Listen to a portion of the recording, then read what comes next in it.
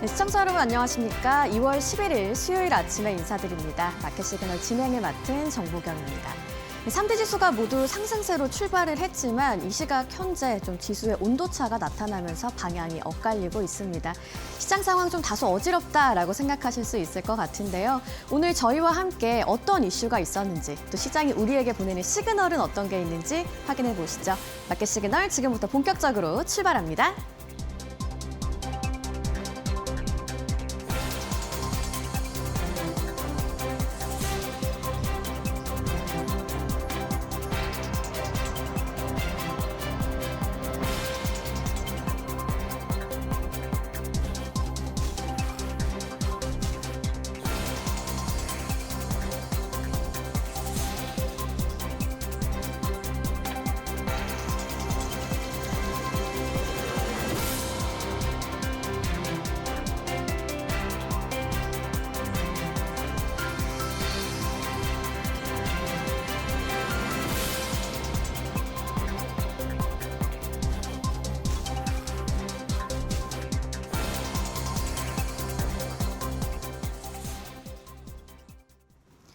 네, 3대 지수 모두 상승으로 출발을 했지만 이제는 방향성이 좀 엇갈리는 모습입니다. 우리 시간 5시 30분을 기준으로 했을 때 혼조세를 보이고 있는 뉴욕 증시인데요. 다우 지수가 그래도 올라주면서 장중에 사상 최고가를 터치했습니다. S&P 500과 나스닥 내리고 있고요. 러셀도 0.1% 내리는 가운데 다우만 버텨주면서 0.22% 상승하고 있습니다. 마감 상황까지 또 어떻게 흘러가는지 지켜보도록 하겠고요. 그럼 오늘 자금의 흐름은 좀 어떤 방향으로 흘러갔는지 히트맵을 통해서 확인해 보도록 하겠습니다. 자, 보시면 초록색이 상승한 종목, 빨간색은 하락한 종목인데요. 보시다시피 좀 여러 가지 혼재되어 있는 모습을 확인해 보실 수가 있겠습니다. 특히 오늘 좀 시총이 큰 기술주들이 대부분 하락을 하다 보니까 나스닥이 좀 크게 빠졌구나라고 좀 해석을 해 보실 수가 있겠고요. 다만 급락이나 급등이 나온 종목은 없습니다. 대부분 1% 내외로 움직이고 있는데 M7 종목 중에서는 테슬라가 좀 유일하게 1% 넘게 오르고 있는 모습이고요. 구글은 반면에 1.51%, M7 종목 중에서는 좀 가장 강하게 내리고 있습니다. 오늘 은행주들도 좀 매도세가 나오는 모습 확인을 해볼 수가 있겠고요. 대부분 종목들이 좀 혼조되는 가운데 유틸리티 쪽은 잘 가고 있습니다. 히트맵을 통해서 자금 흐름을 좀 간략하게 짚어봤고요. 오늘 시장에 좀 어떤 커다란 이슈들이 있었는지 이어서 살펴보도록 하겠습니다. 오늘 시장을 움직인 3가지 이슈 확인을 해보도록 할 텐데요. 자, 먼저 12월 소매 판매 그리고 고용 비용 지수까지 좀 중요한 2가지 지표가 나왔는데 2가지 한번 묶어서 확인해 보도록 하겠습니다. 자, 살펴보시면요. 오늘 소매도 좀 둔화가 됐고 고용도 둔화가 됐다는 이야기인데 다음 장 통해서 같이 확인해 보시죠. 자, 연말 소비는 0%, 임금 상승도 둔화됐다, 미국 경제의 모멘텀이 약화됐다는 신호인가라는 내용입니다. 자, 보시면 먼저 확인해 보실 게 12월 미국의 소매 판매가 발표가 됐습니다. 자, 그런데 증가세가 0%로 나왔습니다. 전월 대비 보합 수준이고 시장이 예상했던 0.4%도 크게 하회를 한 건데요. 이게 특히 중요한 거는 우리나라와 마찬가지로 미국도 이제 연말 쇼핑 시즌이죠. 쇼핑 시즌 대목을 맞았는데도 소비 증가에 실패를 했다. 소비의 모멘텀이 둔화됐다는 걸 시장이 좀 강력하게 확인을 했다라고 보실 수가 있겠습니다. 업종별로도 흐름을 봤더니 의류, 가구, 자동차 같은 체감 소비 업종 부진하게 나왔고요. 필수 소비, 선별 소비 할 것 없이 좀 위축 신호가 나왔구나라는 해석을 해볼 수가 있겠습니다. 또 여기에 GDP에 반영되는 핵심 경기 지표인 통제 집단 매출까지 0.1% 하락하는 것으로 나오면서 경기 부담이 확대되었구나라는 걸 좀 시장이 받아들이는 모습이고요. 이어서 임금 지표와 관련한 이야기인데요. 더 정확한 임금 지표라고 불리는 ECI입니다.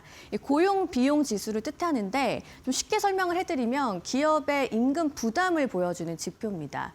연준이 시간당 평균 임금보다 더 중요하게 보기 때문에 인플레이션 판단에서 특히나 중요한 핵심 임금 지표라고 해석을 해보실 수가 있겠는데요. 4분기 이 ECI의 결과가 나왔습니다. 결과를 봤더니 전분기 대비해서 0.7%가 상승을 했는데요. 자, 이게 4년 반 만에 최저 상승폭입니다. 시장의 예상치도 하회했고요. 자, 그러다 보니까 임금 상승 압력이 둔화됐다라는 것까지 좀 확인을 해볼 수가 있고, 모멘텀적으로도 봤을 때 3분기와 4분기 두 분기 연속 둔화가 있었습니다.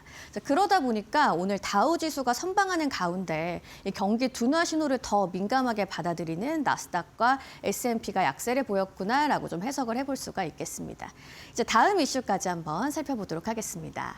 자, 미국에서 차기 반도체 관세에서 빅테크 면제를 추진한다라는 이야기인데요. 조금 더 자세하게 짚어보겠습니다.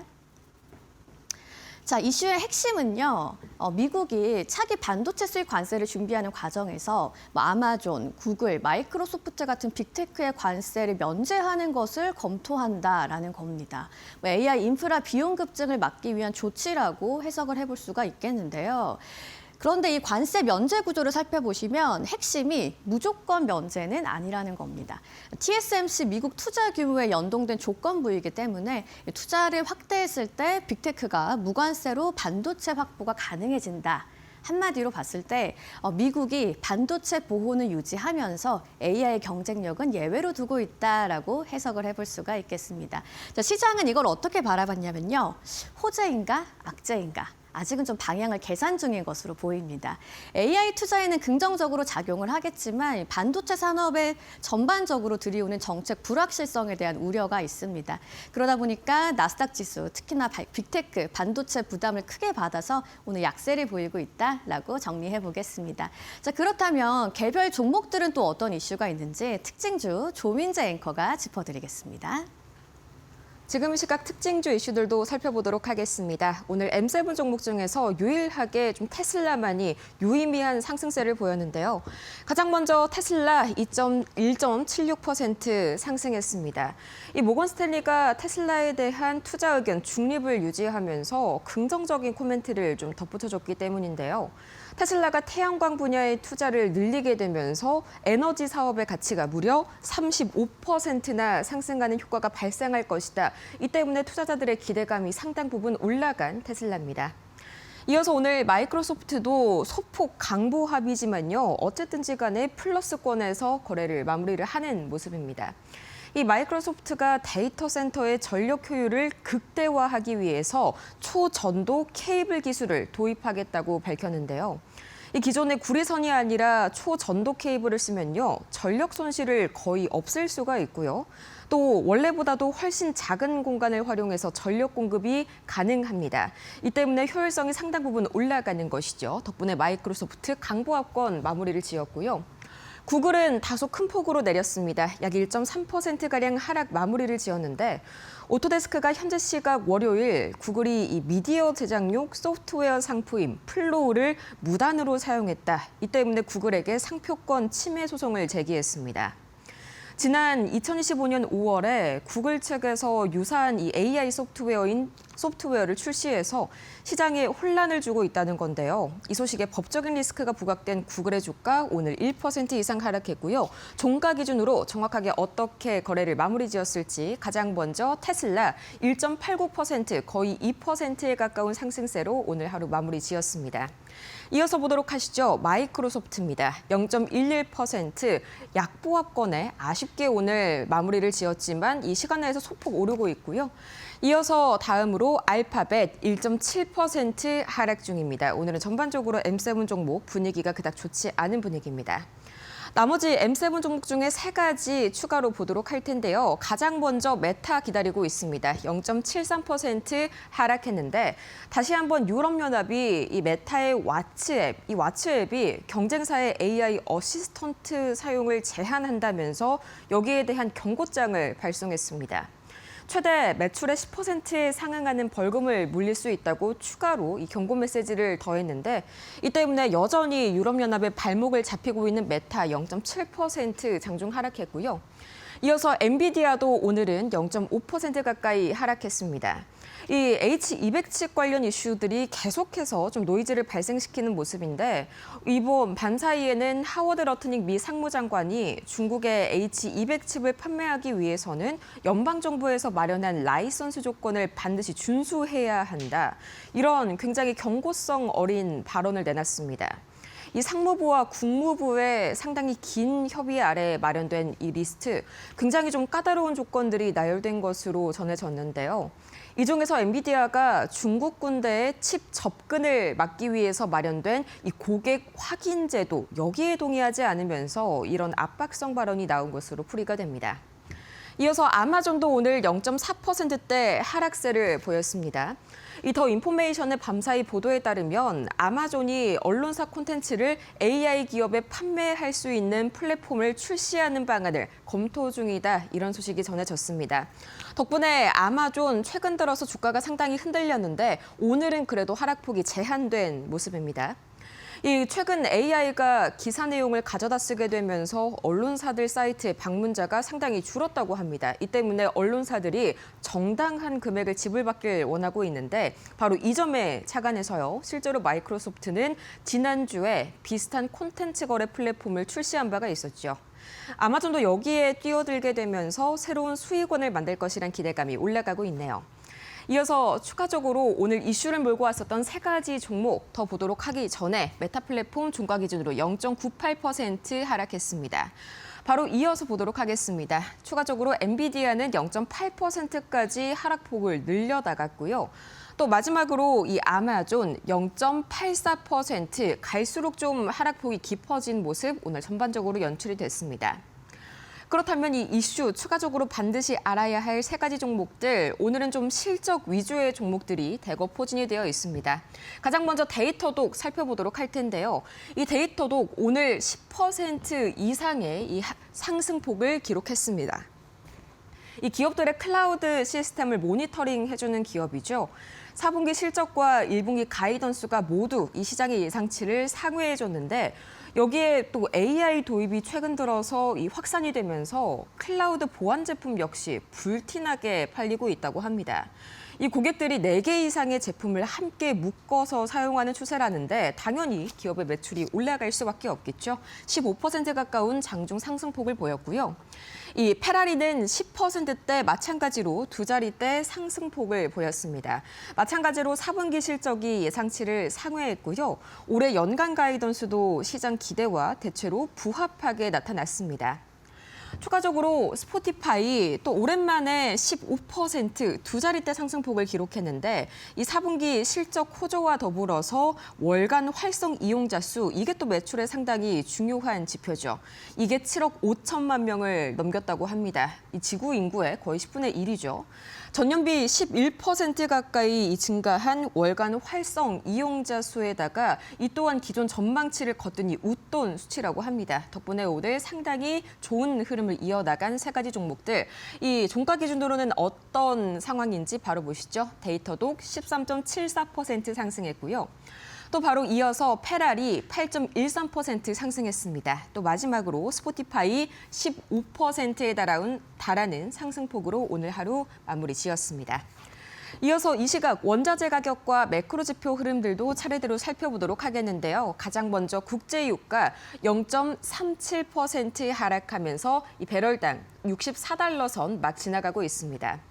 미국과 이란 간의 핵 협상 가능성을 주시하면서 이 단기적으로는 굉장히 높은 레벨에 위치해 있는 국제유가 오늘은 보합권에 머무르고 있고요. 이어서 원달러 환율 1원 소폭 조금 내렸습니다. 1,456원 선. 이 미국의 소매 판매가 부진하게 나오면서 달러가 약세를 보였는데요. 이 때문에 원화가 상대적으로는 강세를 보이면서 원달러 환율 다소 진정되는 그런 모습입니다. 이어서 마찬가지로 부진한 소매 판매가 비트코인에도 영향을 미쳤습니다. 비트코인 2.4% 가까이 내리면서 7만 달러 선 다시 한번 반납했는데 여기에다가 또 이 클리블랜드 연은 총재가 금리를 장기간 동결시킬 수 있다는 경고성 발언을 밤사이에 내놨습니다. 여러 가지로 이 시장 전반에 위험 자산 회피 심리가 커졌던 하루였었죠. 이 때문에 최근 상당히 좀 급격하게 하락했었던 비트코인, 이런 분위기 속에 이 6만 달러 선으로 다시 한번 내려앉게 됐고요. 이어서 금 보도록 하겠습니다. 금, 이 전일까지만 하더라도 5,100달러 선을 돌파했었죠. 오늘은 상당히 숨고르는 국면에 잠시 돌입했는데 0.57% 내려가면서 여전히 5,000달러 선은 상회하는 그런 분위기고요. 미국채 10년물과 미국채 2년물은 오늘 소폭 하락했습니다. 안전자산 선호 심리가 강해진 분위기에 장단기물 모두 소폭 하락하는 모습 보여줬습니다. 이렇게 해서 이 원자재 가격 그리고 국채 금리가까지 모두 확인해봤고요. 오늘 그렇다면 3대 지수 과연 어떻게 마무리가 됐을지 정보경 앵커와 함께 만나보시죠. 네, 3대 지수 마감 상황 살펴보도록 하겠습니다. 먼저 다우 지수가 그나마 0.1% 올라주면서 오늘 상승으로 마감을 했고요. 나스닥과 S&P 500은 빠지는 모습입니다. 각각 0.59% 그리고 0.33% 하락으로 오늘 시장 마감했습니다. 지금까지 시장 마감 상황 함께 살펴봤습니다.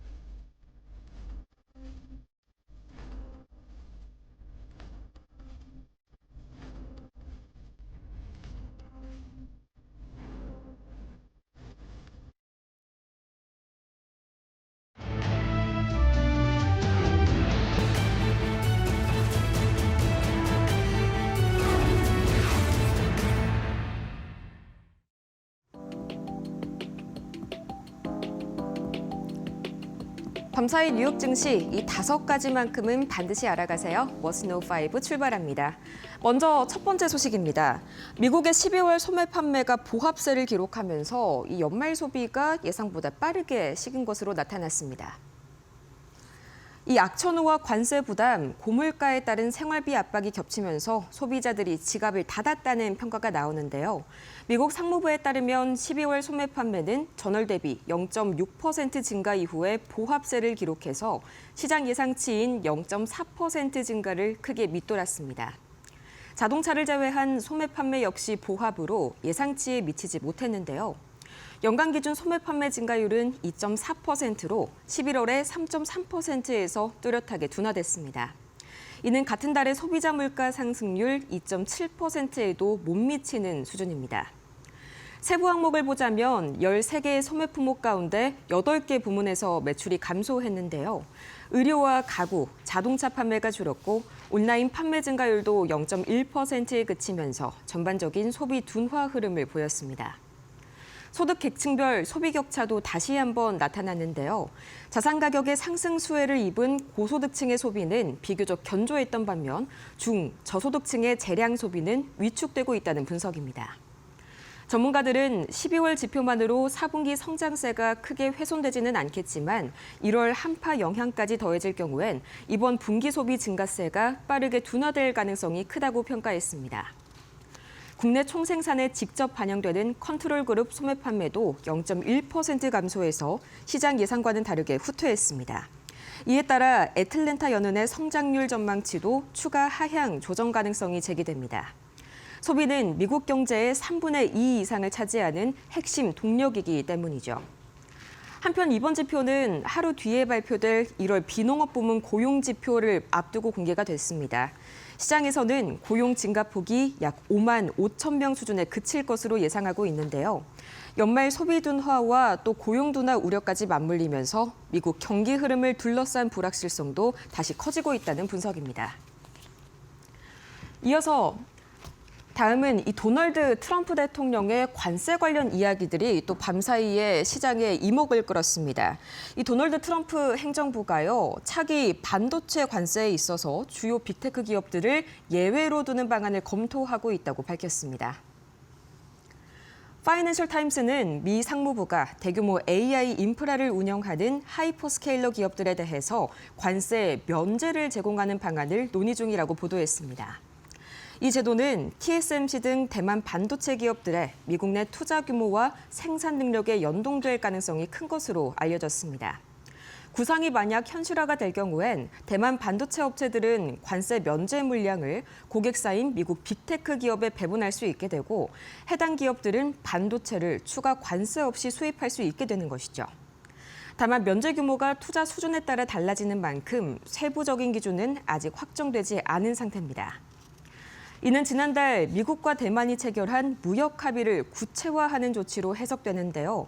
당시에 대만은 약 2,500억 달러 규모의 대미 투자를 약속했고 미국은 대만에 대한 상호 관세율을 낮추는 데 합의했습니다.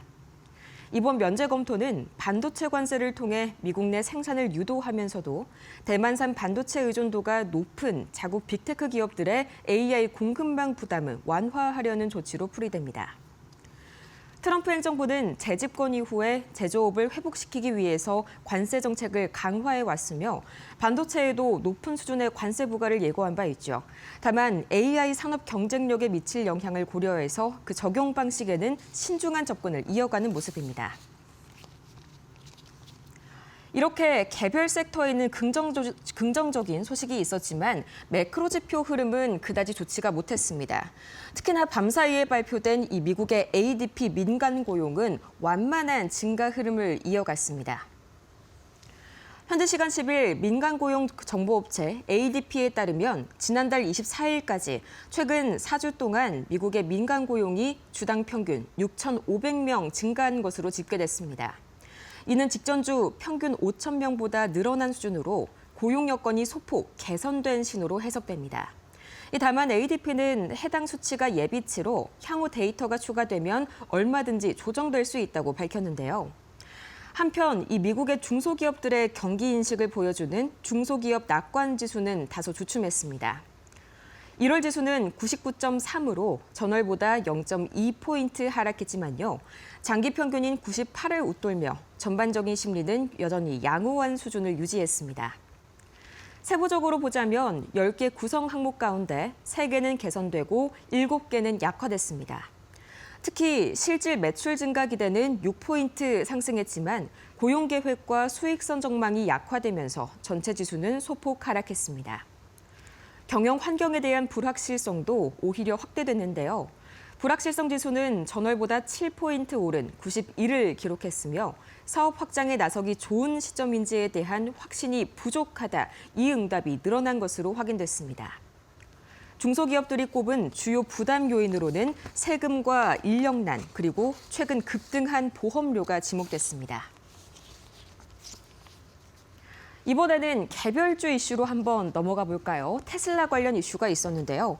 이 테슬라가 글로벌 판매 부진 속에서 영업 조직에 대한 대대적인 재편에 나섰습니다. 블룸버그 통신에 따르면 테슬라는 유럽과 중동, 아프리카 지역을 총괄해온 조 워드 부사장을 글로벌 영업 책임자로 승진 임명했습니다.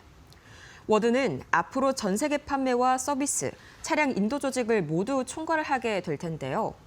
워드는 2010년 영국에서 물류 인턴으로 입사한 뒤에 15년 이상 근무해온 베테랑으로 최근 5년간 EMEA 지역의 사업을 이끌어왔습니다. 이번 인사는 최근 테슬라의 자동차 사업이 부진을 겪는 가운데 이뤄졌는데요. 특히 유럽에서는 지난 2년간 판매가 급감하면서 실적 부담이 커지고 있었죠. 실제로 독일 판매는 지난해 48% 감소했고 올해 들어서도 하락세가 이어지고 있습니다. 영국은 1월 판매가 57% 줄었고 네덜란드는 67%, 프랑스는 42% 감소했습니다. 업계에서는 신차 출시나 대규모 모델 개선이 없다는 점과 함께 일론 머스크 CEO의 정치적인 행보가 일부 유럽 소비자의 이탈로 이어졌다는 분석도 나왔는데요. 이번 인사는 또 다른 임원이 이탈한 이후에 단행됐습니다.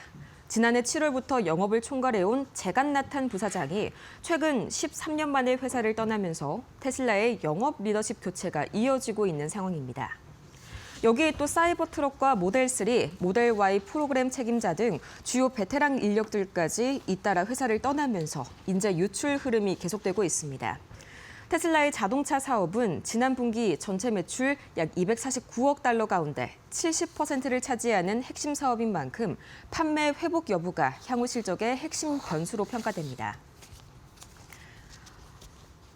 이런 특징주들 이슈와 함께 또 장기적으로 이 M7 종목들에게 굉장히 중요한 게 바로 금리 인하 소식이겠죠.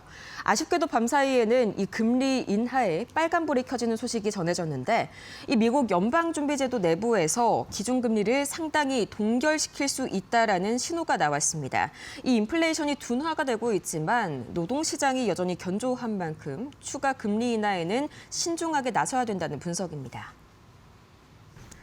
이 연준의 대표적인 매파 인사로 꼽히는 베스햄의 클리블랜드 연은 총재, 현재 시각 10일 행사에서 최근 금리 인하의 효과를 평가하면서 경제 흐름을 지켜볼 필요가 있다며 자신의 전망으로는 금리를 꽤 오랫동안 동결할 수 있다고 밝혔습니다. 해맥 총재는 인플레이션 재확산 가능성을 경계하면서 지난해 말 세 차례 금리 인하 이후로 지난달 금리 동결 결정을 지지한다고 설명했는데요. 로리 로건 댈러스 연은 총재 역시 비슷한 입장을 내놨습니다. 그는 인플레이션이 목표치로 내려오는지와 노동시장이 안정적으로 유지되는지 앞으로 몇 달간 지켜보겠다고 밝혔습니다. 특히 노동시장이 뚜렷하게 악화되지 않는 한 추가 금리 인하는 필요하지 않을 수 있다면서 현재의 통화정책 기조가 연준의 물가 안정과 고용이라는 이중 책무 달성에 적절하다고 평가했습니다. 다만 인플레이션 둔화와 함께 고용시장이 의미 있게 냉각될 경우에는 추가 금리 인하가 가능하다는 여지도 남겼습니다. 전반적으로 연준 인사들은 인플레이션 둔화에도 불구하고 고용이 버티는 한 당분간 금리 인하 속도를 늦추는 신중한 정책 기조를 이어갈 가능성을 시사했습니다.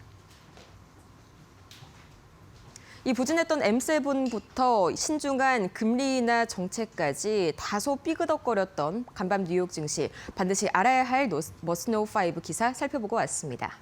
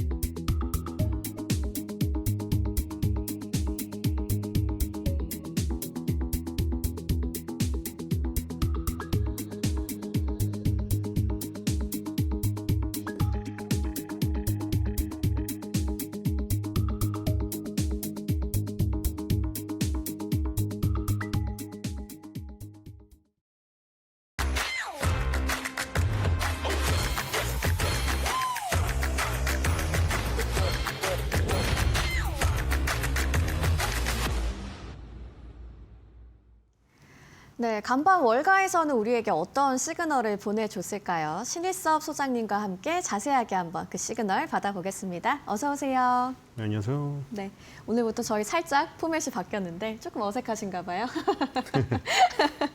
네, 자 월가 시그널 조금 더 자세하게 월가에서 오는 시그널을 짚어보는 코너로 저희가 좀 재단장을 했는데요. 시장 마감 상황을 한번 먼저 살펴보고 또 이어지는 키워드까지 짚어보도록 하겠습니다. 오늘 히트맵을 통해서 한번 시장 마감 상황 짚어보도록 하면 좋을 것 같은데요. 네, 이슈만 보니까 뭐 두루뭉실해가지고 그렇죠. 네. 다카이치 솔직히 궁금하지 않잖아요. 다카이치 물론 뭐 일본에선 중요할지 모르겠으나 그렇죠. 네. 정치적인 어떤 지형 변화 그걸 넘어서서 뭐 아니 트럼프의 정책하고 방산으로 연결될 수도 있는데 그거를 이제 뭐 그 종목을 얘기를 하지 않기 때문에 다카이치에 대한 어떤 그 부분은 정치 뉴스에서 보시면 될 것 같아요. 조금 더 직접적인 그렇죠. 시그널을 좀 확인해 우리는 보면 이제 되겠죠. 사실 종목이 중요하기 때문에 네. 자, 그 히트맵은 뭐 사실 뭐 여러 그 사이트가 있죠. 근데 뭐 여러분들이 익숙하신 사이트가 나오는 것 같고요. 네. 자, 빨간색이 이제 조금 그 마이너스를 기록한 부분이고, 그러니까 우리나라랑 반대죠. 우리나라는 빨간색이 그렇죠. 올라가는 거잖아요. 맞아요. 그리고 보통 파란색이 내려가는 건데 이제 미국 같은 경우는 빨간색이 안 좋은 거예요. 초록색이 예, 상승이죠. 반대요, 네. 반대 여러분들. 그래서 그냥 뭐 그린라이트라고 생각하시면 돼요. 네, 좋네요. 그, 그것처럼 그린라이트 켜졌다. 그리고 이제 그 면적이 넓으면 이제 시가총액이 큰 거겠죠. 맞습니다. 근데 어제 보니까 시가총액이 큰 것들이 좀 많이 빠진 것 같네요. 그렇죠? 네. 네모가 큰 것들이 빨간색이 많이 있습니다. 네. 여러분들. 그리고 거기에 이제 매그니피센트 7에서 여러분들이 익히 들었던 종목들이 많이 보이네요. 그렇죠? 구글이나 아마존이나 뭐 엔비디아만 많이 보이고 저 지금 그 AVGO라고 되어 있는 거 그거 브로드컴이죠. 네. 그래서 지금 브로드컴은 뭐 B로 시작하지 않아가지고 좀 이 티커가 다른데 뭐 티커를 외워놓으시면 좋기도 합니다. 그리고 지금 보니까 이 그 큰 것 중에는 테슬라랑 오라클이 좀 눈에 띄는 것 같아요. 그렇죠? 네. 오라클은 테크놀로지 기술 쪽에 지금 저기 편입이 되어 있고요. 지금 그 오토모티브 이쪽에 테슬라가 있습니다. 자, 그리고 지금 보니까 또 안 좋은 쪽이 저기 월마트랑 코스트코 지금 보이시나요? 오른쪽에? 네, 새빨갛네요. 예, 좀 저기는. 상업적인 그 부분도 안 네. 좋았고요. 밑에 이제 좋은 부분이 많이 나오는데 또 저 일라일리도 빨갛네요. 그렇죠? 일라일리도 빨갛고 여기 왼쪽에 JP모건이라든가 네, 금융주도 은행주 좋지가 쪽도. 않았어요. 네. 요즘에 다우 5만 시대의 그 얘기가 많이 나오잖아요. 다우가 30종목인데 사실 30종목의 균형도로 따지면 가장 그 어떻게 보면 균형의 추가 맞다고 생각이 들거든요. 사실은.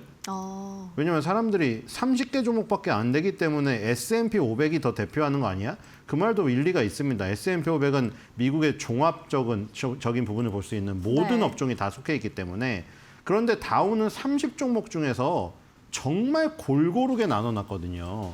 전통주적인 부분도 다 들어가 있고 그렇다고 해가지고 지금 트렌드를 안 받아들이지도 않았어요.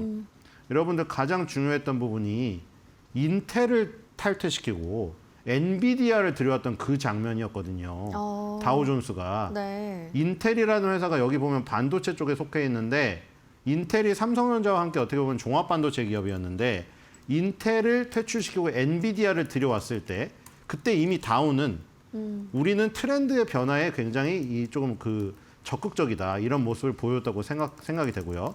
그 다음에 또 굉장히 그 저기 상징적이었던 게 엑슨모빌이 퇴출되고 애플이 들어왔던 장면입니다.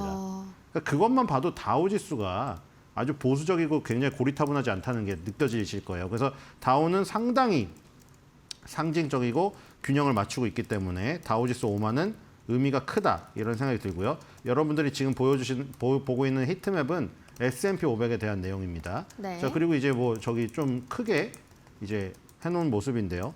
자, 그래서 전체적으로 지금 시가총액이 큰 업체들 그리고 IT 그리고 지금 매그니피센트 7 위주로 빠졌고 일라일리 같은 제약주도 빠졌고 마트주도 빠졌다. 그 나머지 이제 초록색에서 우리가 조금 네. 그 좋은 종목들을 찾아봐야 되지 않을까 생각이 됩니다. 알겠습니다. 좀 대형 기술주 중심으로 조정이 나오면서 기술주 전반이 좀 약세를 보였는데 뭐 일부 종목은 상대적으로 선방하는 모습을 보였습니다. 그렇다면 오늘 좀 어떤 키워드들을 주목해서 보면 좋을지 한번 시그널을 크게 받은 종목들 살펴보도록 하겠습니다. 자, 첫 번째로 살펴볼 시그널 어떤 게 있을까요? 제가 받기로는 2026 LA 올림픽과 관련한 키워드인데 현 시점에 동계 올림픽이 열리고 있는데 우리는 LA 올림픽에 좀 주목을 해보면 좋을 것 같은가 봐요. 그렇죠. 뭐 미국이니까 뭐 이탈리아 사실 네. 뭐 사실 지금 중계 문제 때문에 열리지 않는 줄 알았다는 사람들도 잘 모르는 많아요. 분들도 많죠. 그러니까 그게 사실 올림픽 사실 요즘에 잘 안 봐요. 그리고 사람들이 네. 볼 것도 많고 해서 올림픽이 우리 어렸을 때처럼 막 전 국민이 무슨 동원이 돼가지고 뭐 거리를 치우고 막 정말 금메달에 막 열을 올리고 이런 감흥들이 다 떨어졌잖아요. 네. 그때만 해도 뭐 연금 하나 받아가지고 뭐 인생을 뭐 저기 하고 이랬는데 지금은 그런 게 없기 때문에 감동도 덜합니다. 근데 이제 뭐 그럼에도, 중계권 네. 문제 때문에 더 그렇기도 하고. 네, LA 올림픽. LA 올림픽이 사실 미국 증시에 더 중요하죠. 네. 이탈리아 밀라노 올림픽은 사실 큰 영향이 없을 네, 거라는 맞습니다. 생각이 들고요. 그래서 LA 올림픽이 이번 연도에 있기 때문에 네. LA의 그 노후화된 인프라에 관련된 부분이라던가 숙박 부분 이런 부분에서 미국 종목들을 꼽아낼 수가 있겠죠. 왜냐하면 LA 올림픽이 80년대 열렸었습니다. 그 뒤로 처음 열리는 거기 때문에 40년 만에 네. 노후화된 인프라들을 뭐 전철이라던가 전력 인프라들 네. 이런 거를 그 하는데 인프라 스트럭처 종목이 움직일 수가 있겠고요. 그다음에 숙박 부분이죠. 지금 우리나라도 지금 서울에도 호텔이 엄청나게 모자라다는 얘기가 나오고 있는데 네. LA도 마찬가지로 이제 관광객들을 유치할 호텔들 이런 부분들이 지금 굉장히 부각이 되지 않나. 어제 증시에서도 굉장히 강하게 호텔이 움직였습니다. 네. 자, 그래서 우리가 아까 히트맵에서 볼 것은 경기 소비재의 숙박 부분입니다. 경기 순환재의 숙박 부분으로 되어 있는데, 제가 저희 경기 순환재 숙박이라고 써져 있는 겁니다. 영어가. 네. 그렇죠? 그래서 지금 보시면은 메리어트 호텔이 무려 8.79인데 아까 그 장중에 10%도 갔었던 것 같아요. 많이 올랐네요. 엄청나게 강하죠. 네. 자, 그리고 메리어트 호텔 지금 전 세계 호텔 섹터로 나눠봤을 때 시총 1위 종목입니다. 메리어트 인터내셔널, 힐튼 월드와이드 여러분들 잘 아시죠? 페리스 네. 힐튼. 그다음에 라스베가스 샌즈. 그다음에 오리엔탈 랜드. 이게 도쿄의 디즈니랜드를 운영하는 회사입니다. 그렇군요. 그래서 도쿄 증시에 상장되어 있죠. 그거 나오기 전까지 상위 3개 업체는 모두 미국 증시에 상장된 미국 기업입니다. 자, 메리어트 인터내셔널이 가장 크고요. 네. 저 아래로 가보시면은 뭐 하얏트랑 인터컨티넨탈도 나와요. 자, 어쨌든 메리어트 호텔을 볼 건데 메리어트 호텔이 지금 4분기 매출액이 나왔네요. 66억 9천만 달러 기록해서 시장 전망치 66억 7천만 달러 상회하는 어닝 서프라이즈 나왔고요. 이게 국제 여행 수요 증가, 그다음에 로열티 프로그램 성장 이런 것들에 지금 힘입었다고 합니다. 그리고 주당 순이익은 2.58달러로 시장 기대치 2.61달러에는 미치지 못했는데 지금 그 주가 같은 경우에는 역사상 최고가를 지금 가는 흐름을 보고 계시고요. 지금 뭐 차트를 띄워놓고 있는데 상승 추세선, 고점 추세선을 갭으로 뚫어버리는 초강력의 모습을 보이고 있죠. 자, 우리나라의 오늘 호텔주도 상당히 기대가 되고 있거든요, 사실. 네. 저번에도 한번 메리어트가 움직였을 때 며칠 전에 우리나라의 GSP&L이 강하게 움직였던 적이 있습니다. 네네. 모두투어가 상한가 간 그날이죠. 그래서 오늘도 GSP&L이 움직일 가능성이 있다 이렇게 생각이 됩니다. 네, 안 그래도 저 오늘의 키워드가 국내에 좀 어떤 영향을 줄지 여쭤보려고 했는데 그러면 이제 말씀해 주신 종목 이외에도 조금 더 자세하게 덧붙여 주실 이야기도 있을까요? 일단 메리어트 그 호텔 네. 그 경영자분 안토니 카푸아노 분이 이런 네. 얘기를 했네요. 메리어트는 브랜드에 강점이 있고 고객에게 훌륭한 경험, 개발 활동의 지속적 모멘텀을 반영해 작년 매우 뛰어난 실적을 달성했다. 미래에 대해 낙관적이다. 네. 자, 메리어트 호텔 여러분들도 많이 가시잖아요. 우리나라에도. 그렇죠? 반포에 메리어트가 있고 동리엇이라고 불리는 JW 메리어트 동대문이 있죠. 네. 여러분들 요즘에 딸기 뷔페 때문에 딸기 뷔페 많이 가시잖아요. 잘 1인당 알고 10만 원이 계시네요. 넘긴 하지만 여자분들이 네. 너무 가자고 하기 맞습니다. 때문에 지금 예약하기 힘듭니다. 네. 그렇죠. 몇 달 뒤로 잡혀 있어요. 네. 자, 그래서 어쨌든 동리엇, 뭐 반리엇 이렇게 불리는데 우리나라 메리어트 브랜드들 많이 들어와 있고 메리어트 산하에 다양한 브랜드들이 많이 들어와 있습니다. 네. 5성, 4성, 3성급. 그렇게 지금 국제적으로 운영을 많이 하고 있고 지금 아시아 쪽으로 굉장히 치중을 요즘에 많이 하고 있습니다. 자, 그리고 이제 메리어트 인터내셔널 시장의 어떤 그 컨센서스를 좀 볼게요. 네. 지금 13개 의견 중에서 8개 바이에 5홀드 의견입니다. 셀은 없어요. 네. 자, 그리고 338.77달러인데 지금 현재 주가 뭐 변했겠죠. 어제로 인해서. 지금 제일 높은 목표 주가는 370달러가 나와 있고 이거 에버리지죠. 에버리지가 338.77달러 정도로 잡혀 있습니다. 네, 이 정도 의견으로 나와 있고요. 스트롱 바이는 없네요. 스트롱 바이는 없고요. 바이 의견이 많다.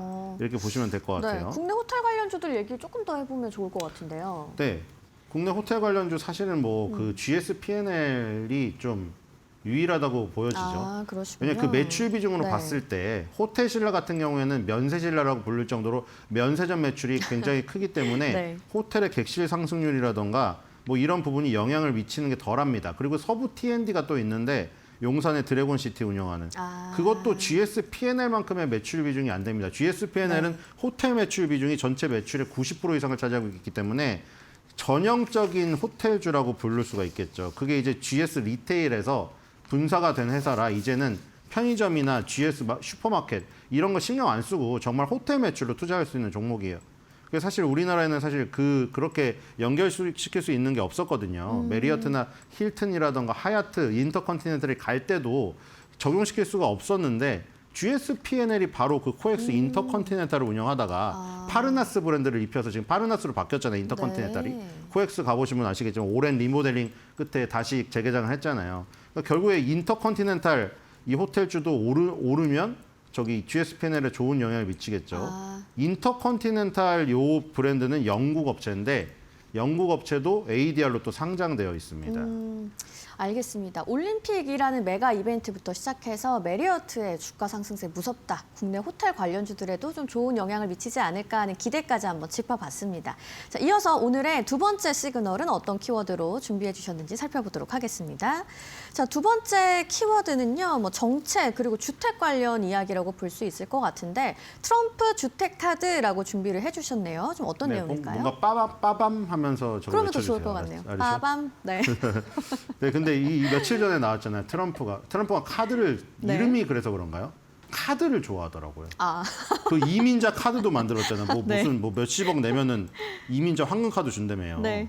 그래서 뭐 미국 이민을 와라 이러는데 주택 카드도 지금 내놨어요. 그 카드랑 그 카드는 틀린데 네. 주택에 대한 정책 카드를 내놨다는 거죠. 그렇죠. 그래서 지금 뭘 했냐면은 지금 2천억 달러 규모의 모기지 채권 매입을 지시를 했습니다. 근데 네. 지금 연방주택금융청장, 우리나라로 따지면 주택금융공사 사장 같은 거죠. 네. 필 볼트, 이분 이름 어디서 많이 들어보시지 않나요?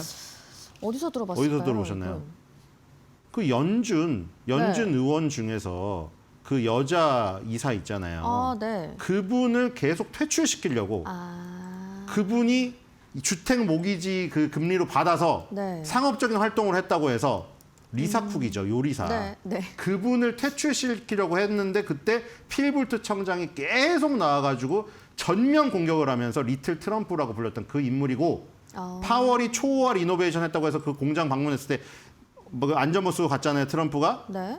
거기에 같이 갔던 사람이 필볼트 주택금융청장이에요. 아, 그렇군요. 그래서 이분은 트럼프의 아바타라고 할 수가 있습니다. 아, 그 정도인가요? 강성 네. 트럼프죠. 굉장히 좋아해요. 그래서 트럼프가. 네. 그래서 지금 이분이 주택금융청장인데 맨날 자기 트루스 소리를 올리는 게 리사쿡 공격입니다.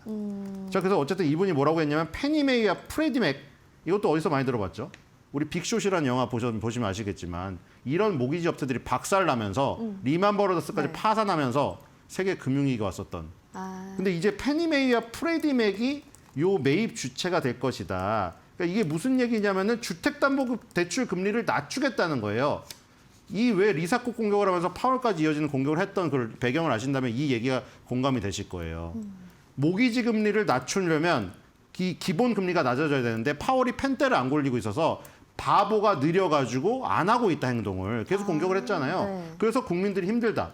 그래서 지금 파월을 자를 수는 없으니 어떻든 캐비너 씨를 임명을 했고 지금 필 볼트 청장에서 할 수 있는 이 일을 한 거예요. 그래서 주택담보대출 금리 인하를 위해서 2천억 달러 규모의 모기지 채권 매입을 프레디맥과 페니메이가 하면 금리가 내려갑니다. 실제로 30년 만기 고정 모기지 금리가 2023년도 이후 최저 수준인 5.99까지 내려가서 6% 벽이 깨졌습니다. 네. 자, 이렇게 되면 어떤 게 움직일까요? 당연히. 모기지 금리가 낮아져서 트럼프가 원하는 게 싼 금리로 빌려가지고 주택을 사라. 이러니까 미국의 대표적인 주택업체들이 움직일 거는 예상이 되었죠. 최근에 흐름이 좋았고요. 지금 방금 마감한 미국 증시에서도 급등을 했습니다. 아, 그렇군요. 자, 여기 보시면 테슬라 바로 옆에 네. 위치하고 있는 부분인데 네. HD라고 홈디포가 있고 그거는 주택용품 업체고 바로 밑에 조그만 네모가 있어요. 거기에 닥터 호튼과 레너들이 몰려 있습니다. 요것도 경기 순환제에 소속되어 있는 부분이고요. 아까 메리어트랑 같이 있어요. 이거는 경기 순환제라고 네. 예, 경기 필수 소비자랑은 좀 다른 부분입니다. 그래서 이 닥터 호튼이랑 레너라는 이 대표적인 종목들이 있고요. 닥터 호튼이 5.36%로 가장 급등을 했기 때문에 이 종목을 보도록 하겠고요. 네. 세계 증시 요 순위를 또 가져왔습니다. 그러니까 제가 지금 요 틀을 만든 거예요. 한 종목에 이렇게 4개를 똑같이 보게 만든 거예요. 히트맵을 보고 전 세계 시가총액 순위를 보고 네. 차트를 보고 시장의 컨센서스를 보는 좋은데요? 요렇게 지금 만든 겁니다. 여러분들 네. 이해하시기 좋게 시청자분들 보시기 틀을 편하실 것 얘기 같아요. 드렸고요. 계속 반복되는 네. 틀입니다. 네. 자, 그래서 이거 같은 경우에는 나와 있죠. 제가 라지스트 컨스트럭션. 그러니까 세계에서 건설 섹터 중에서 가장 시가총액 큰 순위대로 한 겁니다.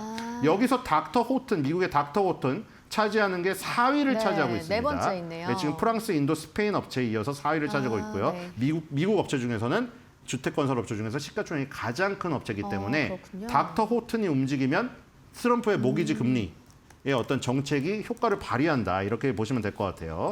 자, 그래서 어쨌든 닥터 호튼이 6% 급등을 했고요. 그리고 최근의 흐름도 좋습니다.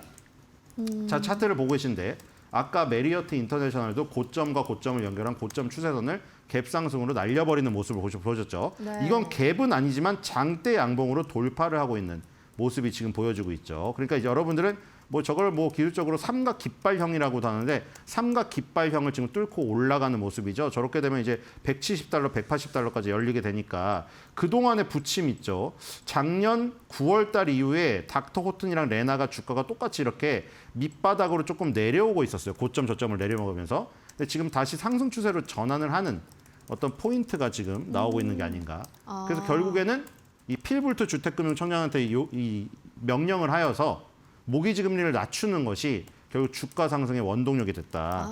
이렇게 보입니다. 네, 알겠습니다. 닥터 호튼의 급등까지 확인을 해봤는데, 자 그렇다면 우리 시장에 어떤 영향을 줄 수 있을지도 좀 가늠해 볼 게 있을까요? 네, 우리나라에 뭐 이게 주택 건설 업체가 있지는 않고 이제 현대건설이나 뭐 이런 이 주택 그 아파트 업체들이 있는데 거기에 이제 직접적인 영향을 그 얘기하기에는 미국의 그러게요. 주택 경기 상황이 연결되진 않지만 네. 어쨌든 간에 미국의 주택 경기 상황이 좋아지면은 이제 사람들이 의식주가 기본이 되는 가장 기본이 되는 게 주택의 가격이 높기 때문에 주택이 안정이 되면 소비가 늘어날 가능성이 있습니다. 그리고 아까 주식 자산 가치가 계속 오르다 보니까 아까 메리어트라던가 지금 이 힐튼이라던가 이런 고소득층이 어떻게 보면 소비를 해야 되는 호텔주가 상당히 좋잖아요. 네. 그러니까 부동산과 호텔이 같이 움직인다는 거는 우리나라에 굉장히 좀 좋은 영향이고 이 지금 아까 서부 T&D 같은 것도 예를 들 수가 있겠죠. 네. 서부 T&D가 서부 트럭 터미널 부지를 소유하고 있는 회사고 드래곤시티를 또 운영하고 있습니다. 네. 그래서 이게 전 세계적인 어떤 부동산의 어떤 호황이 온다면 그런 이 대형 부지를 가진 업체들이 좋을 수 있겠죠. 그리고 하림도 그럴 수가 있겠죠. 하림지주도 지금 양재동에 화물터미널을 굉장히 높은 초고층 주상복합으로 개발하려는 이 계획을 갖고 있기 때문에 그런 전 세계적인 경기 호황이 온다, 부동산 호황이 오고 경기 호황이 온다면 그런 중요한 땅, 알짜 땅을 가진 업체들이 부각이 될 수 있겠죠. 뭐 물론 저번에 무슨 천일고속이나 이런 그 고속터미널 부지 관련된 부분도 부각이 될 수 있지만 이미 그때 너무 에너지를 소진했기 때문에 상당히 오랜 시간 동안 조금 에너지 응축 과정이 필요하지 않을까 생각이 됩니다. 네, 알겠습니다. 오늘 두 번째 키워드로 준비해 주신 이 트럼프의 카드로 미국 주택 시장이 좀 활기를 찾는 모습인데요. 우리 시장에 아주 직접적인 영향은 아니더라도 뭐 건설주 관련해서도 조금 더 좋은 시그널로 작용할 수 있을 것 같다고 마무리해 보겠습니다. 지금까지 신일섭 위원님과 함께했습니다. 오늘 좋은 말씀 고맙습니다.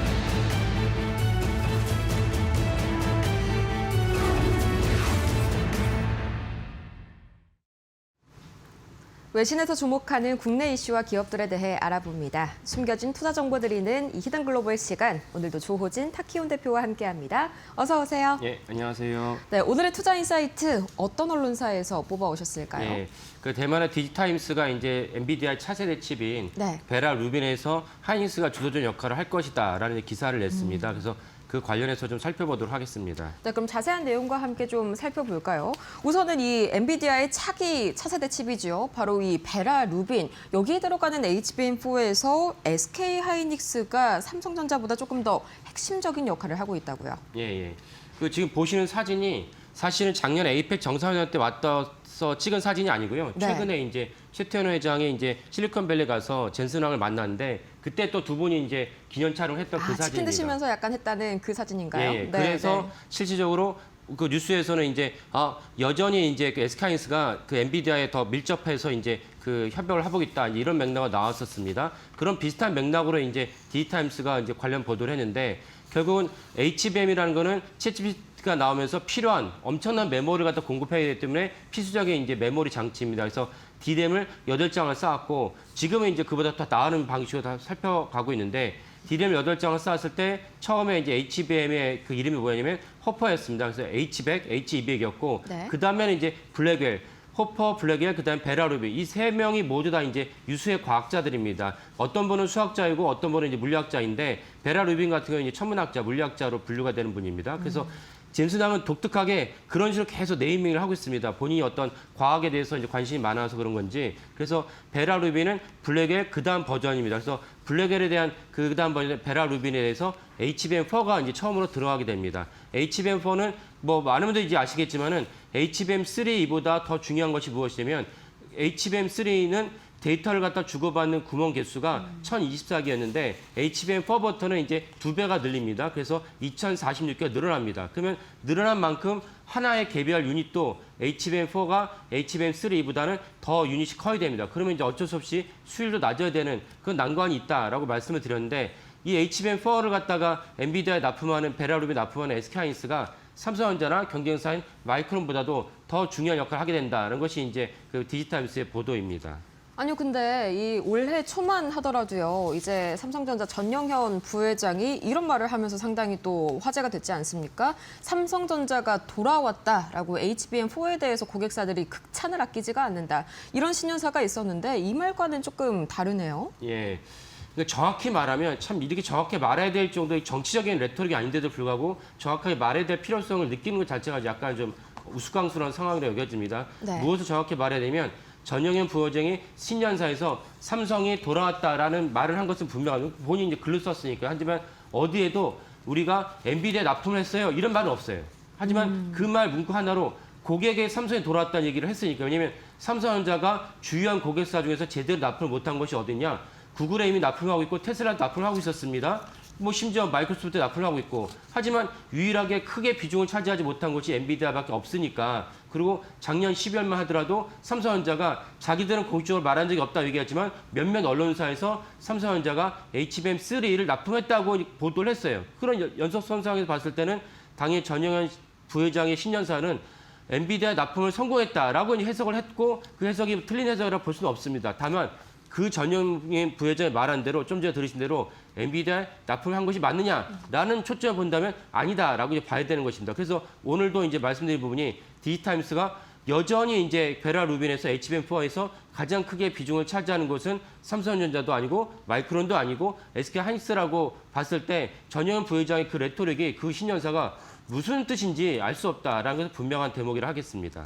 네, 또 지드타임스 보도를 저희가 이전에 한번 소개를 해드린 적이 있었는데 바로 지난주였나요? 이 수율 측면에 있어서도 SK 하이닉스가 훨씬 좀 앞선다. 80% 이상의 수율을 기록한다. 이 점이 좀 또 생각이 나는데요. 예, 그렇습니다. 그러니까 사실 SK하이닉스가 삼성전자를 지속적으로 앞선다는 것은 여러 가지 맥락에서도 이해가 되는 대목입니다. 무슨 말씀이냐면은 SK하이닉스가 이 HBM4의 샘플을 언제 엔비디아에 넘겨줬냐면 작년에 3월에 넘겨줬습니다. 이 부분도 사실은 뭐 어느 정도 다 알려진 사실이고 공론화된 사실입니다. 그럼 삼성전자는 언제 HBM4의 이제 샘플을 엔비디아에 넘겨줬느냐? 무려 6개월이나 뒤진 작년 8월 말 혹은 9월 초에 넘겼다고 알려져 있습니다. 그러면 샘플 자체를 늦게 날려줬던 기업이 앞에 있던 기업을 갖다가 추월하기 힘든 상황이다. 그리고 다 아시겠지만은 삼성전자를 SK하이닉스가 HBM3부터 HBM3E부터 HBM3E의 8단, 12단 모두 다 앞섰는데 그걸 바이패스해서 추월하기는 좀 어려운 상황이다라고 해서 타당하겠죠. 그래서 사실 이런 맥락을 봤을 때 어제도 제가 한번 말씀드리겠지만 세미 애널리시스라는 곳에서 삼성전자가 마이크론을 제치고 30% 정도의 비중을 차지할 것이라는 보도 역시 좀 약간 미심쩍다. 왜냐하면 마이크론은 그래도 삼성전자를 제치고 적어도 HBM의 엔비디아의 비중에 있어서는 2등 기업이었거든요. 2등 기업을 갖다 삼성전자 추월했다고 해서 좀 마땅치 않다, 신빙성이 떨어진다고 볼 수가 있습니다. 그래서 수율 면에서도 저희가 지난주 금요일에 말씀드렸지만 SK하이닉스가 최대 90%, 그러니까 SK하이닉스는 HBM3만큼이나 HBM4에서도 수율이 나온다라고 이제 여겨지고 그에 반면에 삼성전자는 예상외로 수율도 뒤처졌다. 삼성전자가 그 D램에서 원비를 제치고 원C로 들어가면서 야심차게 새롭게 이제 창출했다고 여겨졌는데 의외로 수율이 60%다. D램만 수율이 60%라면 밑에 베이스타를 연결할 때는 수율이 더 낮을 수밖에 없습니다. 그러면 절반에 불과한 수율을 가져간다면 이게 참 난감한 상황이 아닐까 싶습니다. 네, 뭐 상당히 이런 것까지 감안하면 기회비용이 큰 상황인데 뭐 삼성전자로서는 번번이 좀 엔비디아 납품 관련해서 고배를 마셨지 않습니까? 이번에도 좀 어떻게든 납품하고 싶다라는 생각은 알겠는데 그 물량이 과연 몇 % 정도를 차지할지가 궁금하네요. 예, 그러니까 삼성전자 입장에서는 기회비용이라는 것도 중요하게 여겨져야 될 대목입니다. 왜냐하면 기회비용이라는 뜻은 무엇이냐면 삼성전자가 굳이 엔비디아에다가 HBM을 납품하지 않아도 이미 많은 분들이 아시겠지만 이 범용 D램, 컨벤셔널 D램의 가격이 너무 많이 올랐습니다. 비트당 단가가 HBM에 비해서 범용 D램의 가격이 70%까지 올랐어요. 그러면 물량과 증설 공장 원래 많이 갖고 있는 삼성전자 입장에서는 굳이 HBM을 생산하는데 수율이 60%, 50%밖에 안 나온다면 그 생산 물량에 대한 공정을 갖다가 배정하지 말고 차라리 범용 D램을 갖다가 더 많이 찍어내서 영업이익 올리는 게 낫지 않느냐 이런 생각 당연히 할 수 있습니다. 이런 맥락에서도 사실 삼성전자는 기회비용을 생각하지 않을 수밖에 없고 그리고 이제 그 대체적으로 어제 우리나라 몇몇 언론사에서 그 세미 애널리시스의 보도를 바탕으로 삼성전자가 엔비디아 납품을 30% 차지한다고 했지만 저희가 어제 말씀드린 대로 밸런스나 저의 입장도 30% 너무 과하다. 마이크론도 사실 강자이거든요. 그렇다면 사실상 마이크론도 어느 정도 마켓쉐어를 차지할 수 있기 때문에 삼성전자는 15% 보는 게 타당하지 않나 싶습니다. 그렇다면 수율도 낮은데 기껏 수율 낮은 걸 감안하고 납품하는 게 15%에 불과하다면 사실 삼성전자 입장에서는 아예 포기를 하고 범용 D램을 더 많이 생산하는 게 좋겠다라는 유혹을 받을 만하다라고 여겨집니다. 네, 역시나 HBM4 시장에 있어서는 SK하이닉스가 보다 승기를 잡아가는 분위기네요. 투자에 참고하시면 좋을 것 같고요. 이어서 두 번째 이슈로 넘어가 볼까요? 두 번째 이슈는 또 어떤 언론사에서 발굴을 해오셨을까요? 예, 그 블룸버그가 그 메모리 가격이 너무 급등하면서 초과 수요에 따른 여러 가지 후유증을 저희가 많이 말씀드리지 않았습니까? 그쵸. 그 초과 수요증에 대한 부분이 주가에도 이제 반영이 된다라는 것을 갖다 차트를 갖다가 정확하게 찍어서 얘기를 했습니다. 그 차트만큼 사실은 현실적으로 우리가 정확하게 알 수 있는 대목이 없는데 블룸버그가 자체적으로 집계한 어떤 인덱스가 있거든요. 인덱스를 비교해 봤더니 정확하게 그 메모리의 부족 현상이 낳은 차트의 간격을 알 수 있다라고 말하고 있습니다. 지금 화면에 보이는 게 지금 그 차트인데요. 위에 있는 빨간색이 뭐냐면 블룸버그가 자체적으로 집계한 결국 뭐 삼성전자를 비롯한 주요 메모리 기업들에 대한 그 주가 상승률이라고 볼 수 있고 밑에 그 두 가지의 이제 선이 보이는데 남색이 있고 그다음에 이제 회색이 있는데 둘 다 무엇이냐면은 이 메모리를 갖다가 반드시 써야 되는 완제품 기업들의 이제 차트입니다. 왜 두 가지가 있느냐? 하나는 대형주, 하나는 이제 중소형주입니다. 중소형주는 심지어 작년 9월 30일을 기점으로 해서 그 100% 환산했을 때 오히려 마이너스를 기록하고 있다는 것이 블룸버그의 집계입니다. 이만큼 사실은 메모리 부족이 일으킨 주식시장에서 그 귀결된 상황도 동일하게 볼 수가 있다라고 알 수가 있겠습니다. 네, 그럼 좀 자세한 내용 기사 함께 보면서 이야기를 해볼까요? 이제 좀 주가에 따라서 희비가 엇갈리고 있다라는 이야기가 나왔는데 보시자면 한마디로 주요 PC 브랜드나 뭐 애플 공급업체들은 울고 있는 상황인데 메모리 생산업체들은 이만큼 주가가 급격하게 상승한 적이 없었지 않습니까? 이거 두 가지를 지금 비교한다는 이야기죠. 예, 그렇죠. 그리고 거기에 이제 좀 전에 자막에도 애플 공급업체가 나오긴 하지만 또 하나 우리가 중요하게 볼 대목 중에 무엇이냐면은 사실은 여기에 완성차 기업들도 엄청난 고통을 받고 있다. 예컨대 완성차 기업이요? 혼다가 이제 공식적으로 얘기한 게 실적 발표하면서 완성차도 많은 분들 아시겠지만 이제는 메모리가 들어가지 않습니다. 왜냐하면 전장 부분이 전자제품 반도체 부분이 많이 차지하고 있기 때문에 메모리 반도체 반드시 있어야 됩니다. 근데 혼다가 무엇이라 얘기했냐면 메모리가 없어가지고 실제적으로 이제 그 시장에서 요구한 만큼 우리가 찍어내지 못하고 있다. 그에 따라서 마진도 상당히 훼손을 당하고 있다라고 혼다가 공식적으로 얘기했습니다. 그렇다면 사실은 그렇게까지 공식적으로 얘기했을 정도면 주가에 반영이 되겠죠. 그다음에 또 하나 닌텐도 우리가 잘 아는 이제 게임 업체 알고 있는데 닌텐도 역시 메모리가 필요한데 여기 닌텐도에 필요한 메모리도 제대로 공급이 되고 있지 않고 그다음에 델은 이제 미국 기업이지만 세계적인 어떤 PC 업체입니다. 이 델 역시 그 메모리가 없어가지고 제대로 이제 생산을 못하고 있다라고 이제 실적의 악화에 대해서 토로를 하겠습니다. 또 하나 자막은 없지만 어떤 기업도 블룸버그는 적시했냐면은 로지텍이라면 우리가 다 아는 대로 키보드, 그다음에 마우스 등의 어떤 전문화된 세계적인 기업인데 이 로지텍의 어떤 주가도 내려갔던 것입니다. 왜? PC가 제대로 공급되지 않으니까 로지텍도 역시 PC가 제대로 공급이 돼야지 이제 주변 기기도 같이 공급할 수 있지 않겠습니까? 근데 역시 델 역시에 이어서 로지텍도 역시 주가가 하향하고 있다. 이 점 역시 다 어디서 기인하고 있느냐? 메모리가 제대로 공급되지 않으면서 생긴 후유증이다라고 이제 블룸버그가 이제 분석을 했습니다. 네, PC 업체에 이어서 이제는 뭐 게임 콘솔 업체, 완성차 업체까지 정말 메모리 가격 상승이 경제 전반적으로 여파를 좀 미치고 있는 상황인데 뭐 중국은 좀 상황이 괜찮을까요? 양진 메모리랑 창신 메모리는 대대적인 이 증산에 나섰다면서요. 예. 그래서 똑같은 맥락에서 중국은 그나마 낫지 않을까? 왜냐면 창신 반도체, 양지 메모리, YNTC 같은 경우는 저 내수 기업이라 봐야 되거든요. 그쵸. 이들 기업이 사실 공급하는 중국 기업의 입장에서는 그나마 낫지 않을까라고 생각할 수 있지만 블룸버그의 시각은 그렇지 않다는 것입니다. 심지어 BYD, 전기차의 대명사이죠. BYD부터 샤오미에 이르기까지 중국의 전기차 스마트폰 업체 역시 동일하게 메모리 공급난에 대한 고통을 겪고 있다고 말을 하고 있습니다. 그렇다면 그에 미쳐서 주가도 내려갈 수밖에 없다는 것이 분명한 사실이고 그래서 실질적으로는 이 메모리 공급난이 심화하고 있으니까 메모리 공급난이 심화하는 것을 어느 정도 해소하지 않으면 전 세계 경제에서 큰 타격을 입을 수 있고 이것은 근본적으로는 삼성전자나 하이닉스에도 안 좋은 부메랑을 끼칠 수 있다는 것은 분명한 사실이라고 여겨집니다. 네, 근데 여기에서 더 심각한 문제가요. 현재 이런 기업들의 밸류에이션 자체가 이제 메모리 가격이 1분기나 2분기 내에 좀 정상화가 될 것이다. 이거를 지금 중심으로 산출이 된 밸류에이션인데 이게 조금 더 길어질 수 있다. 메모리 기근이 올해 내내를 넘어서 내년까지 이어질 수 있다. 이런 분석도 나온다고요. 예, 맞습니다. 그걸 제가 한번 말씀드렸지만 어떻게도 볼 수가 있냐면 지금 차트가 뭐냐면 작년에 10월 달부터 메모리 가격이 급등했다는 것을 차트에서 볼 수가 있죠. 엄청나게 뛰었죠.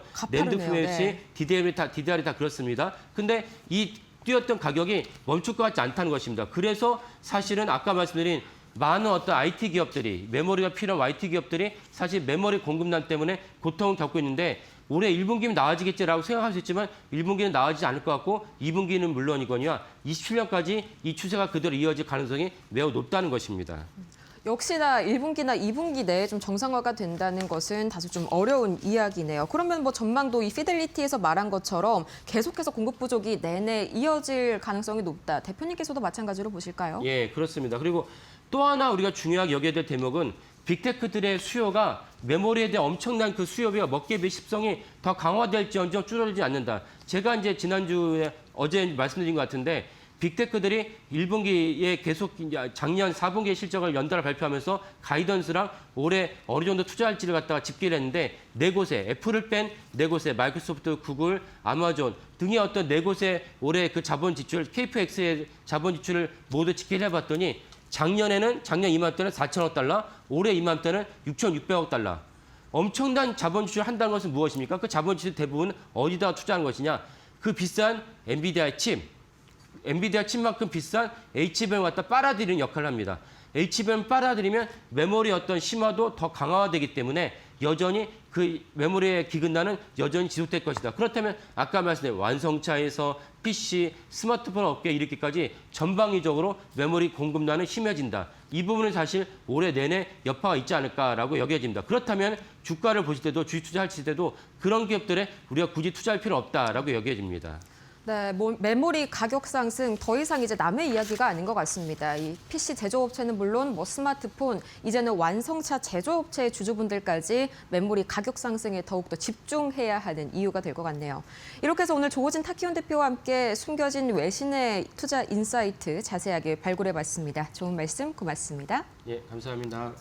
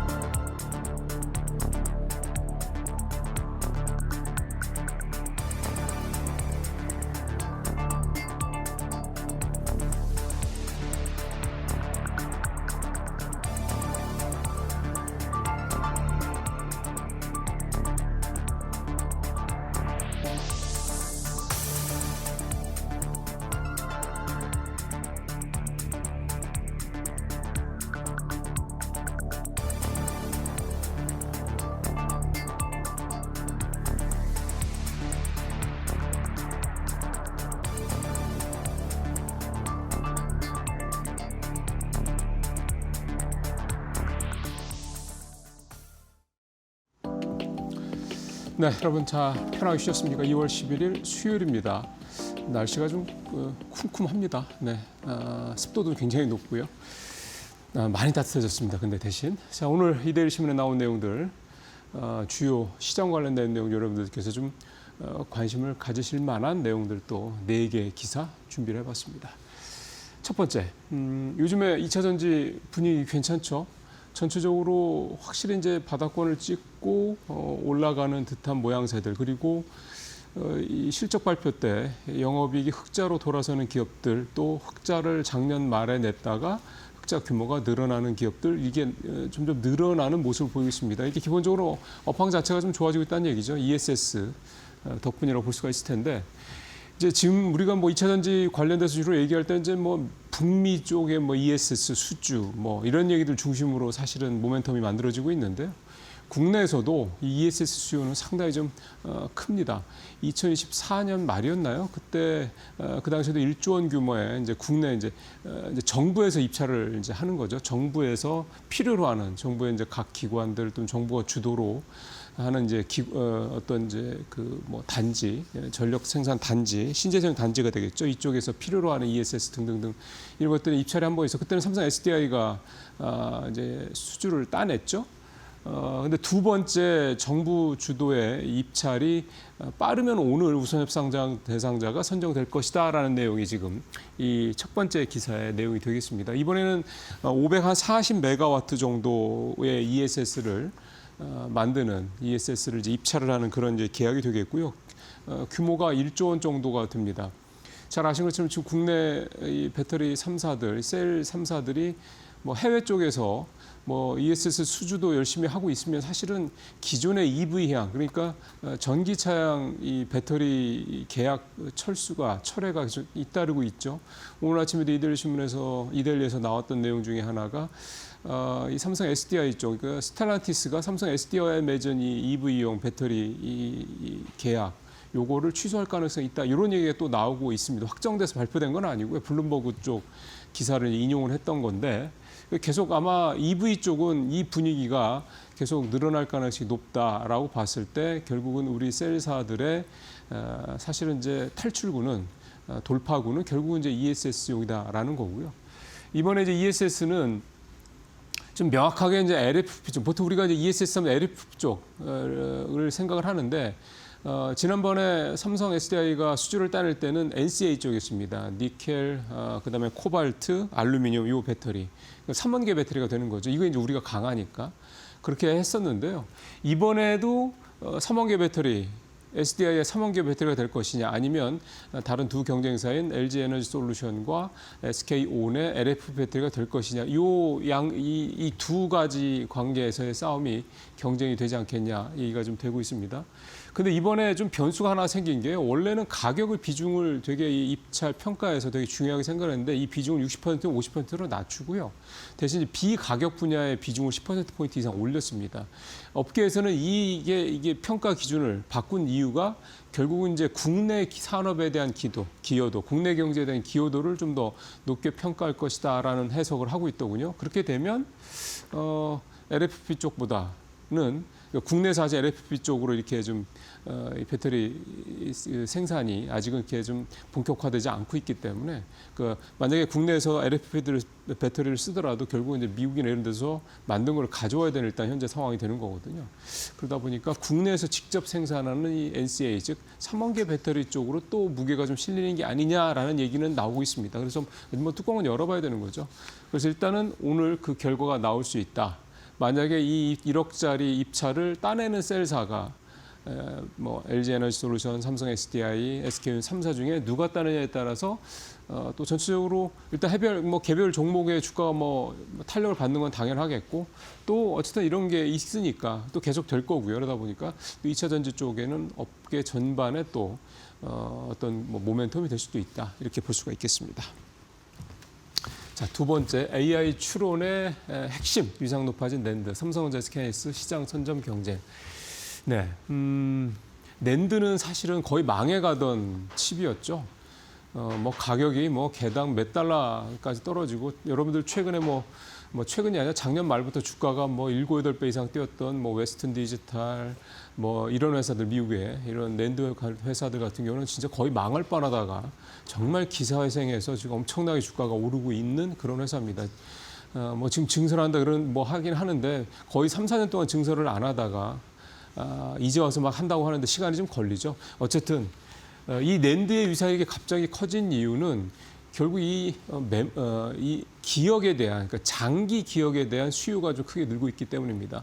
젠슨 하우스가 올해 2026 CES에서 ICMS라는, 그러니까 Integrated Compute Memory System 요 얘기를 해서 그 이후에 이제 이 낸드 쪽에 대한 시장의 관심이 굉장히 높아지고 있는데요. 한마디로 좀 압축을 하면 이제 연산하거나, 그러니까 소위 말하는 AI 데이터 센터의 이 운용 과정에서 추론의 영역이 계속 확장이 되다 보니까 이 추론과 같은 경우는 이제 바로바로 최대한 빠른 시간 내에 연산을 해서 어떤 아웃풋을 내야 되는, 이거는 이제 HBM이 역할을 하는 거죠. 근데 최근에 여러분들 뭐 그 챗GPT라든가 제미나이 쓰시는 분들 아시겠습니다. 내가 전에 검색했던 것들을 다시 볼 수 있는 그 부분들이 항상 있죠. 저도 그래서 예전에 한번 검색했던 거면은 그냥 굳이 또 새로 찾지 않고 그거 갖다가 열어서 보고 그랬지 하면서 이렇게 넘어가는 경우가 많은데요. 그러니까 이런 수요가 많다 보니까 과거에 써먹었던 어떤 그런 기억들, 자주 써먹는 어떤 그런 어떤 내용들 같은 경우는 이게 지워지지 않고 이렇게 저장을 하고 있어야 된다는 의미입니다. 근데 이게 덩어리가 크고 계속 쌓이다 보니까 이 덩치가 커지죠. 그러니까 이거를 HBM에 놓기에는 너무 좀 소모적이죠. 아깝고, 그리고 HBM이 그쪽은 별로 그렇게 빠르게 연산하는 게 능력이지 이게 많이 저장하는 능력이 HBM은 그렇게 크지 않기 때문에, 그래서 이거를 이 장기 저장하는 쪽, 이거를 이제 요즘에는 이제 뭐 키 밸류, 뭐 캐시 이렇게 얘기도 많이 합니다만은 뭐 하여간 기본적으로 많이 쓰지는 않고 한번 예전에 했던 것들, 이런 기억들을 좀 큰 덩어리로 모아놓는 이 소위 말하는 스토리지, 장기 저장 어떤 그런 공간이 필요하다. 그래서 이 낸드의 기능이 굉장히 주목을 좀 받고 있습니다. 중요한 거는 이제 이 낸드는 삼성전자가 넘버1입니다. SK하이닉스도 뭐 HBM이야 당연히 앞서가 있지만 이 낸드 쪽은 좀 많이 좀 뒤처져 있는 그런 상황이고, 또 하이닉스는 낸드를 또 직접 안 하고 자회사 쪽에서 또 하고 있는 거기도 하고요. 이 두 군데 다 낸드 쪽은 또 중국의 공장에서 주로 좀 하고 있는 상황인데 어쨌든 이렇게 낸드에 대한 수요가 굉장히 좀 높아지면서 이 낸드도 이 층수가 좀 계속해서 좀 올라가고 있는 그런 상황이고요. 지금 삼성이 일단 9세대를 먼저 좀 치고 나가고 있는 그런 상황이고 하이닉스도 지금 321단 여기 돼 있죠. 321단짜리 이 QLC. 이 QLC가 이제 향후에 이제 뭐 향후까지도 아니죠. 이제 뭐 사실 올해부터라고 보면 될 것 같습니다. 이게 이제 소위 말하는 낸드의 더 최첨단 그런 이제 기술력인데 이쪽으로 점점 좀 갈 것이다. 그리고 ESSD라고 그래서 기업용 SSD 쪽, 낸드 쪽으로 더 시장의 분위기가 좀 쏠려가고 있다. 참 다행인 거는 HBM뿐만 아니라 이 낸드도 그렇고요. 메모리도 그렇고요. 사실은 다 삼성전자, SK 이 두 회사가 글로벌하게는 뭐 아주 큰 차이도 앞서 있다 이렇게 얘기가 되겠습니다. 요즘에 계속 얘기가 나오고 있는 HBF 이것도 사실은 낸드를 적층을 하는 거 아니겠습니까? 이것도 사실은 결국은 우리나라 이 두 회사가 제일 잘 할 수밖에 없는 그런 또 어떤 기술이다 이렇게 볼 수가 있겠습니다. 세 번째, 요즘에 여행주 그다음에 인바운드 관련주들이 아주 탄탄합니다. 주가가 이렇게 변동성이 좀 심해도 시장이요. 중국의 본토에 있는 그 조사업체에서 조사를 한 결과를 오늘 이데일리가 기사를 담아냈는데요. 이번 춘제 때 한 열흘 정도 된다고 그러죠. 중국의 여행 쪽 이쪽 그 시장 조사 기관에 조사를 해보니 한국이 최고의 여행지로서 좀 선정이 됐다. 그래서 이번 춘절 기간 동안 9일 동안 유코가 25만 명, 중국의 단체 관광객들이 25만 명이 한국을 찾을 것이다. 이 내용이 지금 전체 내용이 좀 되겠습니다. 반면에 이제 일본 같은 경우는 한 60% 정도 줄어들 것이다. 이렇게 조사가 좀 됐고요. 우리나라가 뭐 인기가 있는 이유는 뭐 가깝죠. 그다음에 요즘 워낙 약세다 보니까 환율 효과도 좀 있죠. 그다음에 뭐 중국이랑 일본이랑 사이가 나쁘니까 중국 당국에서 웬만하면 일본 가지 말지 뭐 이런 어떤 그런 부분들이 좀 있고요. 그다음에 뭐 한류에 대한 인기 뭐 이런 거 너무나 당연하고요. 이게 좀 많이 두르는데 이게 사실은 좀 먹고 뭐 이 정도 뭐 그다음에 미용하고 이 정도로 좀 끝나는 게 좀 아쉽습니다. 이들이 이제 한국에 오는 이유 중에 하나가 우리 아이돌 스타들이 지금 중국에 가서 본토에 가서 공연을 하지 못하지 않습니까? 그러니까 좀 이들이 와서 좀 한국에서 이렇게 좀 이런 명절 때나 이렇게 휴가 때 와가지고 이런 좀 아이돌 스타들의 이런 대규모 공연을 볼 수 있는 그런 공연장이 좀 있었으면 좋겠는데 아직 우리나라는 그런 지금 글로벌한 수준에 그러니까 뭐 6, 7, 8만 명 정도 이렇게 들어가는 6, 7만 명 이상 들어가는 이 스테디움급 이런 공연장이 좀 없죠. 정부 차원에서 이거는 뭐 이재명 정부에서도 이 얘기는 하긴 하던데요. 좀 빨리 좀 만들었으면 하는 바람을 좀 가져봅니다. 이게 되면 이게 규모가 장난 아닙니다, 진짜. 뭐 6만 명, 7만 명 들어가고 그게 가격도 2, 30만 원 이렇게 하거든요. 근데 티켓값만 그런 거고 이 또 응원봉 사야죠. 이게 해야 되면 이게 굉장히 고부가 가치 산업인데 아직 그 부분까지는 좀 시간이 좀 걸릴 수밖에 없지 않겠느냐. 밖에서 우리가 나가서 벌어오는 것도 좋은데 인바운드 수요도 우리가 좀 국내에서 좀 잡아두고 더 많은 돈을 쓰고 가게 만들 수 있는 그런 어떤 비즈니스 모델들이 조금 더 나와줘야 되지 않겠냐 그런 생각이 듭니다. 어쨌든 이것 때문에 인바운드 관련들이 좀 좋습니다. 자, 동전주 상장 폐지 요건에 넣겠다 이런 정부의 입장 여러 번 얘기가 좀 나왔죠. 아마 할 것 같습니다. 지금 코스닥 시장은 빨리 좀 옥석 가리기를 하겠다라는 게 분명한 입장이기 때문에 그러다 보니까요. 이 1,000원 미만의 주식들 같은 경우 주식 병합을 하는 기업들이 좀 나오지 않겠냐. 요 내용이 기대가 되겠습니다. 오가닉 이 티코스라는 회사가 이제 주식 병합을 했는데 10주를 한 주로 좀 묶어버렸죠. 그러니까 150원 정도 하는 주가가 좀 나오네요. 140원짜리 주가가 이제 1,470원이 된다 이렇게 이제 보시면 되는 겁니다. 마치 이제 10,000원짜리 주가를 액면 분할을 뭐 10분의 1로 했을 때 이제 1,000원이 되는 거랑 똑같은 거죠. 그러니까 액면 분할은 유통 물량을 좀 대폭 늘리기 위해서 하는 건데 이 병합은 너무 많은 물량을 줄이기 위해서 한다 이렇게 좀 보시면 될 것 같고요. 이제 이걸 하는 이유가 뭐냐면 일단은 이렇게 되면은 동전주를 벗어나게 되죠. 그러면 상장 폐지 요건에서 벗어날 수 있다라는 점 때문에 이렇게 하는 거고 이러다 보니까 이 오가닉 같은 경우도 최근에 주가가 좀 급등하는 모습을 좀 보이기도 했습니다. 중요한 거는 이런 종목들을 또 이렇게 좀 빠르게 이렇게 좀 이렇게 따라가면서 투자를 하신 분들도 계실 텐데요.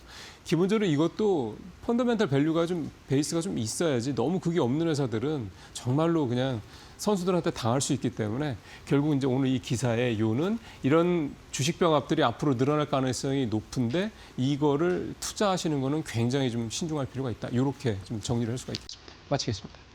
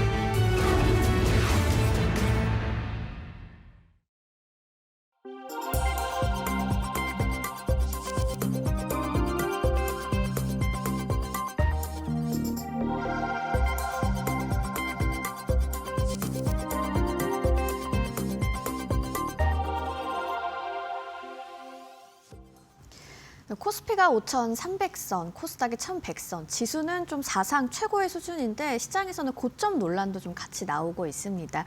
반도체가 끌고 저평가가 밀어올린 지금의 시장 흐름, 오늘 마켓 비하인드에서 이경수 하나증권 수석연구위원님과 함께 정리해 보겠습니다. 어서 오세요. 네, 안녕하세요. 네, 우리 시장 이야기로 바로 좀 시작을 해볼 텐데요. 코스피가 5,300선, 코스닥은 1,100선에 도달을 했습니다. 고점 논란이 좀 같이 나오고 있는 상황인데 지금 지수 흐름 어떻게 보시는지, 좀 계속 더 갈 수 있다고 보시는지 한번 정리 좀 해주실까요? 일단은 단기적인 의견과 이제 중장기적인 어떤 그 추세적인 의견이 조금 다르긴 한데요. 중장기적으로는 일단은 뭐 국내 증시는 뭐 계속 간다 이렇게 생각을 하고 있습니다. 왜냐하면 국내 기업의 이익 모멘텀이 이제 글로벌 대비해서 상당히 좀 좋은 측면이 있고 지금 뭐 빅테크의 어떤 움직임이 조금 저조하기는 하지만 네. 전반적으로 지금은 이제 실속형 빅테크 기업들만 주가가 오른다.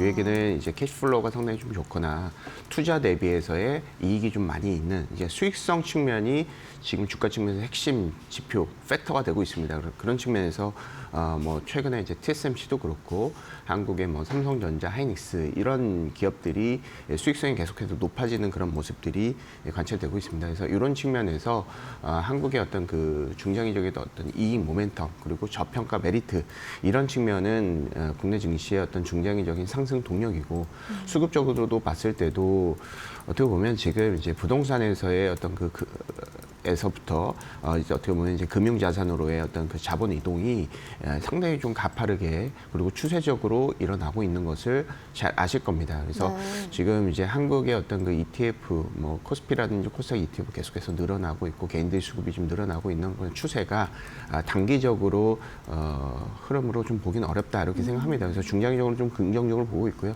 단기적인 어떤 흐름 측면으로 보면 국내 어떤 그 개인들의 어떤 수급 측면이 너무 과도하게 많이 올라갔던 측면이 있다.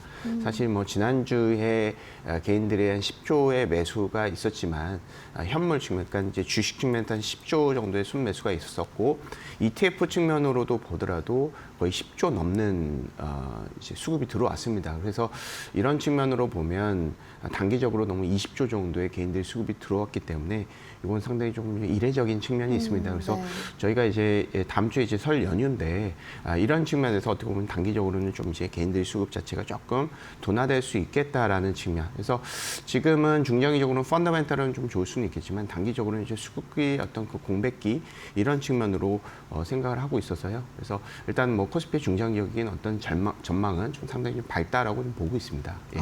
네. 뭐 밸류 부담은 크지 않고 수급과 속도 측면에서는 조금 조심스럽기는 한데 중장기적으로는 성장 동력 계속 있다. 이렇게 좀 정리를 맞습니다. 해봐도 될까요? 예. 알겠습니다.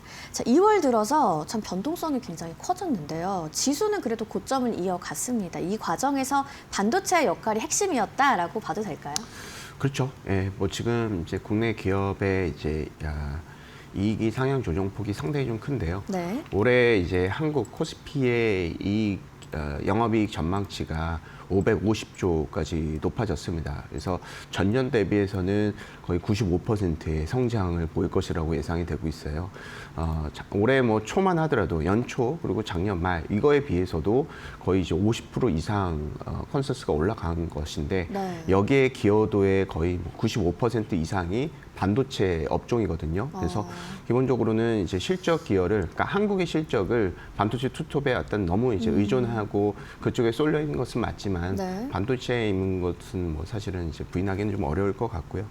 그런 측면에서 이제 반도체의 어떤 그 코스피의 어떤 상승의 기여도, 어떤 그 주도의 어떤 그런 입지는 계속 좀 이어질 거라고 보고 있고, 뭐 디램이라든지 낸드, 뭐 HBM 이런 것들은 글로벌 병목의 핵심입니다. 그래서 이런 측면에서 계속 수요가 늘어나고 있고 그쪽에 대한 이익은 중장기적으로 좀 계속 이어지는 그런 측면이라고 본다라고 했을 때는 반도체의 어떤 그 반도체가 주도하는 국내 증시의 상승세는 계속해서 뭐 지속이 되지 않을까 이렇게 생각을 하고 있습니다. 네, 반도체가 시장 방향을 이끈 중심축이라는 데는 뭐 당연히 이견이 없으신 것 같고 앞으로도 좀 계속될 것 같다고 좀 정리를 해주셨네요. 네, 이렇게 좀 반도체 랠리가 이어지고 있는 가운데 이제 미국의 빅테크 기업들의 공격적인 캐펙스 확대를 두고 우려의 시선도 나오고 있는데 이 부분에 대해서는 좀 어떻게 보고 계신가요? 일단은 쉽게 얘기해서 이제 수치적으로 보면 이제 빅테크의 캐펙스 증가율은 올해 예상치가 거의 이제 많게는 한 80% 올리는 쪽도 있고요. 네. 적게는 한 30%. 그래서 이제 일단 돈을 많이 쓴다라는 얘기가 되겠죠. 그렇지만 이익 증가율은 이에 미치지 못합니다. 이익 증가율은 이제 5%에서 한 15% 정도의 이익 그로스를 보유를 하고 있어요. 그래서 작년만 하더라도 이익 모멘텀 자체가 상당히 좀 가팔랐기 때문에 캐펙스 증가에 대한 어떤 그 의구심이 별로 없었는데 기본적으로는 지금 이제 ROAC가 잘 안 나온다. 이를테면은 투하 자본 대비해서의 이익이 상당히 좀 낮다라는 의구심이 분명히 있는 것은 사실인 것 같습니다. 그리고 네. 지금 이익 모멘텀, 글로벌 이익 모멘텀을 좀 분석을 해봤을 때 과거에는 미국 빅테크 기업들의 이익 모멘텀이 글로벌 기업 중에서도 시총도 가장 크지만 이익 모멘텀도 가장 높았었거든요. 그렇지만 지금 같은 경우에는 뭐 삼성자라든지 뭐 하이닉스라든지 뭐 마이크론, 뭐 TSMC 이런 기업들이 글로벌적으로 봤을 때 이익 모멘텀, 올해 실적 추정치를 올리는 그런 모멘텀이 가장 높습니다. 그래서 어떻게 보면 이익 모멘텀 측면에서 뭐 이제 그 반도체의 어떤 AI 측면, 데이터 센터 측면에서의 장비주에 약간 좀 이제 뺏겼다. 이익 모멘텀이 좀 그쪽으로 좀 이제 전이가 됐다. 이렇게 좀 보시면 될 것 같습니다. 그리고 지금 이제 글로벌적인 어떤 트렌드가 뭐냐면 네. 달러의 하락입니다. 달러의 하락, 금리가 올라간다. 이런 측면이 있기 때문에 어떻게 보면 이 금융자산의 글로벌 자산 배분 측면에서 봤을 때는 미국 이외의 자산군을 선호하는 측면이 분명히 있습니다. 그러다 보니까 미국 외에서 어느 쪽이 돈을 좀 잘 벌고 밸류에이션이 낮고 밸류에이션이 낮다라는 것은 기대 수익률이 높다라는 것을 의미를 하는 것이 되겠죠. 그런 측면에서 자본이 움직이고 있고 금리도 지금 올라가고 있습니다. 그러니까 지금 핵심이 글로벌 자산에서의 핵심은 뭐 달러 떨어지고 금리 올라간다. 이게 이제 핵심일 것 같은데 네. 금리가 올라가게 되면 이 빅테크 기업들이 밸류에이션이 다 높습니다. 25배가 다 넘어요. 네. 25배에서 35배 그 사이고 뭐 4, 50배 되는 것은 뭐 소수의 소프트웨어 기업들밖에 없긴 하지만 이런 측면에서 보면 금리가 높다라는 것은 기존의 그 높은 밸류에이션을 보유한 기업들에 대해서 상당히 부담이 될 수가 있는 거죠. 왜냐하면 그들 기업들이 계속 캐펙스 늘리고 빚을 늘리고 투자를 한다라는 것은 본인들의 현금 가지고 하는 것은 아니거든요.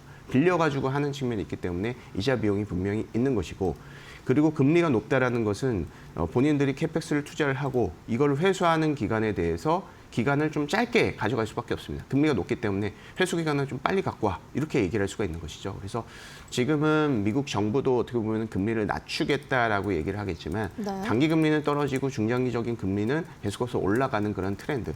그리고 이런 트렌드는 계속 이어질 수밖에 없습니다. 왜냐하면 미국은 글로벌 대비해서 경기가 좋잖아요. 그런 측면에서 그리고 기대 인플레이션 측면도 상당히 좀 부각이 되고 있고 기축통화인 달러를 계속해서 풀려고 하는 측면도 있고 네. 그래서 이런 흐름들이 이어진다라고 했을 때는 빅테크의 어떤 캐펙스의 버텀업적인 어떤 스토리도 분명히 맞습니다. 이게 회수 기간이라든지 이익에 대비해서 캐펙스가 너무 늘어난다는 측면도 분명히 있겠지만 네. 탑다운 측면으로 봤을 때도 이런 흐름 자체가 조금 부담스러워 보인다. 그래서 결론은 지금은 글로벌적으로 봤을 때도 효율화된 때 그리고 약간 안전 마진이 부각이 되고 뭔가 좀 퀄리티가 좀 부각이 되는 저평가 가치주로 자본이 이동하고 있다는 흐름에서 미국 빅테크 기업들은 약간 조금 그쪽에서의 어떤 그 기존의 입지가 조금 약화되는 측면이 있다. 이렇게 해석을 하고 있습니다. 그래서 빅테크 기업들이 뭐 중장기적으로 뭐 상당히 좀 좋지 않다, 뭐 망한다 이런 컨셉보다는 네. 전반적인 글로벌 자산 배분의 자연스러운 흐름이다. 이것은 달러 하락과 금리 상승으로 촉발되고 있다. 이렇게 좀 판단하고 있습니다. 네. 그러면 뭐 재무 건전성과 관련해서 조금 무리를 하고 있다고 시장이 보고 있는지 아니면 뭐 AI 시대를 선점하기 위한 필수 선택이다라고 생각을 하는지 어떻게 좀 보세요? 필수 선택이기 때문에 TSMC라든지 삼성자 하이닉스한테 비싼 돈을 주고 사가지고 오는 겁니다. 그래서 네. 이런 흐름들은 사실은 생존이 걸린 문제고 빅테크 기업들이 이를 포기하기는 어려울 것이라고 판단이 되고 있습니다. 모두 다 이제 AI에 대한 어떤 이제 그 테마에 어떤 사활을 걸고 진행을 하는 부분이고 이런 것들은 어떻게 보면 한국의 반도체라든지 TSMC 이런 네. 쪽에 수익성이 어떻게 되는지를 보면은 우리가 후행적으로 알 수가 있습니다. TSMC도 실적이 상당히 좀 좋지만은 한국 삼성자 하이닉스 같은 경우에도 지금 OP 마진, 그러니까 영업이익률 같은 경우가 거의 뭐 그러니까 하이닉스 같은 경우에는 60%, 70%까지도 나올 수가 있습니다. 삼성전자도 반도체 부분 같은 경우에는 뭐 그 정도 나오고 뭐 전자 부분에 좀 떨어져서 한 40%에서 50%의 수익성이 상당히 좀 부각이 되는 측면이 있습니다. 그래서 지금의 어떤 그런 흐름은 어떻게 보면 이제 아까도 말씀드렸지만 이 가치주라든지 퀄리티라든지 안전 마진을 확보하는 그런 전략으로 전이가 된다. 이쪽으로 이런 트렌드다라고 했을 때는 한국 증시에 대한 지금 뭐 버블 논란, 최근에 뭐 언론 기사에서 보면 코스피하고 뭐 해외 이제 저명한 어떤 언론에서 얘기를 한 것 같은데요. 코스피하고 금 그리고 이제 글로벌 소재 이런 쪽은 좀 버블이다라고 얘기를 하는 것 같은데요. 네. 일단은 뭐 원자재 같은 경우는 펀더멘털이 없습니다. 그러니까 투기적인 포지션이 분명히 있을 수는 있겠지만 한국 같은 경우에는 이제 실적이 상당히 좀 높은 상황에서 코스피는 지금 이제 오히려 주가는 상당히 높은 수준이지만 이익은 더 올라갔기 때문에 올해 기존의 PER이 8배 수준으로 떨어졌어요. 이런 측면으로 봤을 때는 계속해서 한국 증시에 대한 어떤 기대감은 네. 계속 가져도 되는 거 아닌가 이렇게 생각을 하고 있습니다. 예. 네, 뭐 말씀하신 거에 조금 이어서 더 여쭤보도록 할게요. 뭐 4대 빅테크 투자 규모 크게 늘어난 상황이죠. 뭐 전년 대비 약 70%가 늘었으니까 폭증이라는 표현을 좀 써도 될 것 같은데 한국 반도체 기업들에 대한 기대가 좀 당연하게 좀 커지고 있습니다. 수혜 가능성이 좀 어떻게 될 거라고 좀 자세히 분석해 볼 수 있을까요? 서두에서 언급드렸다시피 네. 계속해서 수혜는 일어날 수밖에 없습니다. 예, 일단은 AI를 해야 되는 그런 측면에서의 핵심적으로 지금 봤을 때는 데이터 센터라든지 AI를 계속해서 부각을 시킨다고 이쪽에 계속 투자를 하는 상황에서 핵심 병목이 한 2가지 정도 있는데요. 메모리 쪽에 가장 큰 병목이 있고요. 두 번째는 이제 광통신 쪽에 병목이 있습니다. 그러니까 기존의 그 공급이 충분하지가 않았다는 거예요. 지금의 어떤 그 수요가 계속 높아지는 그런 상황에서 기존의 공급이 부족하기 때문에 그쪽의 가격이 올라가는 측면이 있습니다. 그래서 지금 글로벌적으로 봤을 때 이익 트렌드라든지 주가 트렌드가 남아있는 쪽은 메모리 쪽하고 광통신 쪽밖에 없거든요. 그래서 지금 어떻게 보면 작년에는 그냥 빅테크라든지 AI, IIT 이런 이제 네이밍이 들어가면 모두 다 올라가는 측면이 있었지만 네. 지금 같은 경우에는 그런 수익성이 있는 쪽으로 병목이 있는 쪽으로 부각이 되는 측면이 분명히 있습니다. 그래서 일단은 뭐 반도체의 어떤 뭐 수혜는 불가피하다 이렇게 판단하고 있고 계속해서 뭐 HBM도 마찬가지고 HBM 같은 경우에는 뭐 이제 엔비디아의 또 루빈이라든지 이런 쪽에서 마이크론이 못 들어가잖아요. 그만큼 기술력이 삼성전자하고 하이닉스가 상당히 좀 뛰어나다라는 것도 알 수 있는 부분인 것 같고요. 그래서 지금 뭐 실적 추정치만 보더라도 한국의 반도체의 어떤 위상이라든지 이 모멘텀 이런 측면은 글로벌에서 탑이다 이런 측면으로 생각을 해볼 때는 지금 뭐 글로벌적으로는 계속 좀 부각이 될 수가 있다 이렇게 판단합니다. 예. 알겠습니다. 뭐 삼성전자 얘기도 좀 많이 해주셨는데 뭐 HBM 시장 판도 변화가 나타나고 있다라고도 좀 해석을 해볼 수 있는 상황이죠. 근데 여기서 이제 삼성과 SK 설비 투자가 이어지다 보니까 결국 이제 웃는 건 장비주다라는 얘기도 있는데 뭐 소부장 업종도 함께 주목을 받고 있잖아요. 접근 전략을 좀 어떻게 세워보면 좋을까요? 지금 이제 글로벌적으로 봤을 때 좀 전에 말씀드렸다시피 약간 그 로테이션 장세가 일어나고 있습니다. 네. 빅테크에서 계속해서 중소형주라든지 빅테크가 성장주라고 하면 가치주라든지 이렇게 이제 수급의 낙수 효과가 일어나는 상황에서 분명히 이제 한국의 반도체의 지수가 약간 이제 숨고르기 할 때 소부장 쪽에서 관심을 갖는 것은 당연한 것 같습니다. 아무래도 이제 반도체 기업들이 반도체를 생산하기 위해서는 여러 가지 뭐 교체 설비도 분명히 해야 될 것 같고요. 그리고 HBM이라든지 그리고 뭐 디램하고 낸드의 어떤 기술이 계속해서 발전하는 상황에서 일단은 이 시설 자체가 계속해서 변화가 돼야 되는 것은 사실입니다. 그래서 이쪽에 대한 수요가 분명히 있는 것 같고 네. 관련해서 이제 소부장 기업들의 주가가 많이 올라가고 있는데 어떻게 보면 이 흐름은 사실은 반도체 주가의 큰 흐름하고 동조가 되겠죠. 당연히 이제 동조가 될 수밖에 없다라고 생각을 하고 있습니다. 그래서 그런 측면이 분명히 있긴 하지만 그렇지만 소부장 기업들이 삼성전자, 하이닉스보다는 밸류에이션이 높습니다. 어떤 그런 기대감이 분명히 있긴 하지만 센티먼트 측면에서는 좋지만 밸류에이션 측면에서 지금 삼성전자가 올해 기존의 PER이 8배 수준이고 하이닉스는 5배 수준으로 PER이 확 떨어졌거든요. 그런 측면에서 밸류에이션 메리트는 조금 약간 좀 부족한 측면이 있습니다. 그래서 네. 기본적으로는 이 소부장 이제 어떤 그런 전략은 반도체 지수가 급락을 했을 때는 당연히 우리가 피해야 되는 거고 반도체 지수가 어느 정도 올라간 상태에서 좀 횡보하는 그런 숨고르기 측면에서는 분명히 이쪽이 부각이 될 수는 있겠지만 이 변동성이 또 확대가 되거나 다시 삼성전자 하이닉스가 막 급등을 한다거나 이런 측면에서는 상대적으로 조금 좀 제한이 될 수 있다. 지금은 어떻게 보면 갑이 삼성전자 하이닉스이기 때문에 어떻게 보면은 이제 발주를 받아가지고 이거의 수익성을 이제 발주 업체, 그러니까 밸류체인들한테 다 이게 뿌리기는 좀 어려울 수 있다라고 생각을 하거든요. 그래서 네. 기본적으로는 저는 소부장이 어떻게 보면은 삼성전자 하이닉스보다 더 급등할 것이다라는 그런 가정을 세우고 있지는 않고 단기적으로 이 수급의 네. 낙수 효과에 단기적인 수혜는 분명히 있을 수도 있다. 이렇게 정리를 하고 싶습니다. 아, 네. 알겠습니다. 뭐 정리를 좀 해보면 기회는 있지만 뭐 기업별 디테일도 좀 중요할 것 같고요. 변동성 관리가 핵심이다라고 좀 정리를 해봐도 괜찮을까요? 아, 맞습니다. 아, 네, 예. 알겠습니다. 자, 오늘 이렇게 코스피 5,300 시대를 맞아서 반도체가 이끈 상승 그리고 저평가 종목에 대한 시장의 시선을 함께 정리해 봤습니다. 오늘 이경수 하나증권 수석연구위원님과 이야기 나눠봤습니다. 오늘 좋은 말씀 감사합니다. 감사합니다. 네. 오늘 아침에 안개가 꽤 짙더라고요. 출근길, 뭐 빙판길도 있다고 하니까 이동하실 때 조금 더 여유 갖고 움직이시면 좋을 것 같습니다. 좀 건강하고 안전한 하루 시작하시고요. 이어지는 마켓나우 1부에서도 투자 전략 잘 세워가시길 바랍니다. 저희는 내일 이 시간에 더 알차고 유익한 정보로 찾아오겠습니다. 시청해주신 여러분 고맙습니다.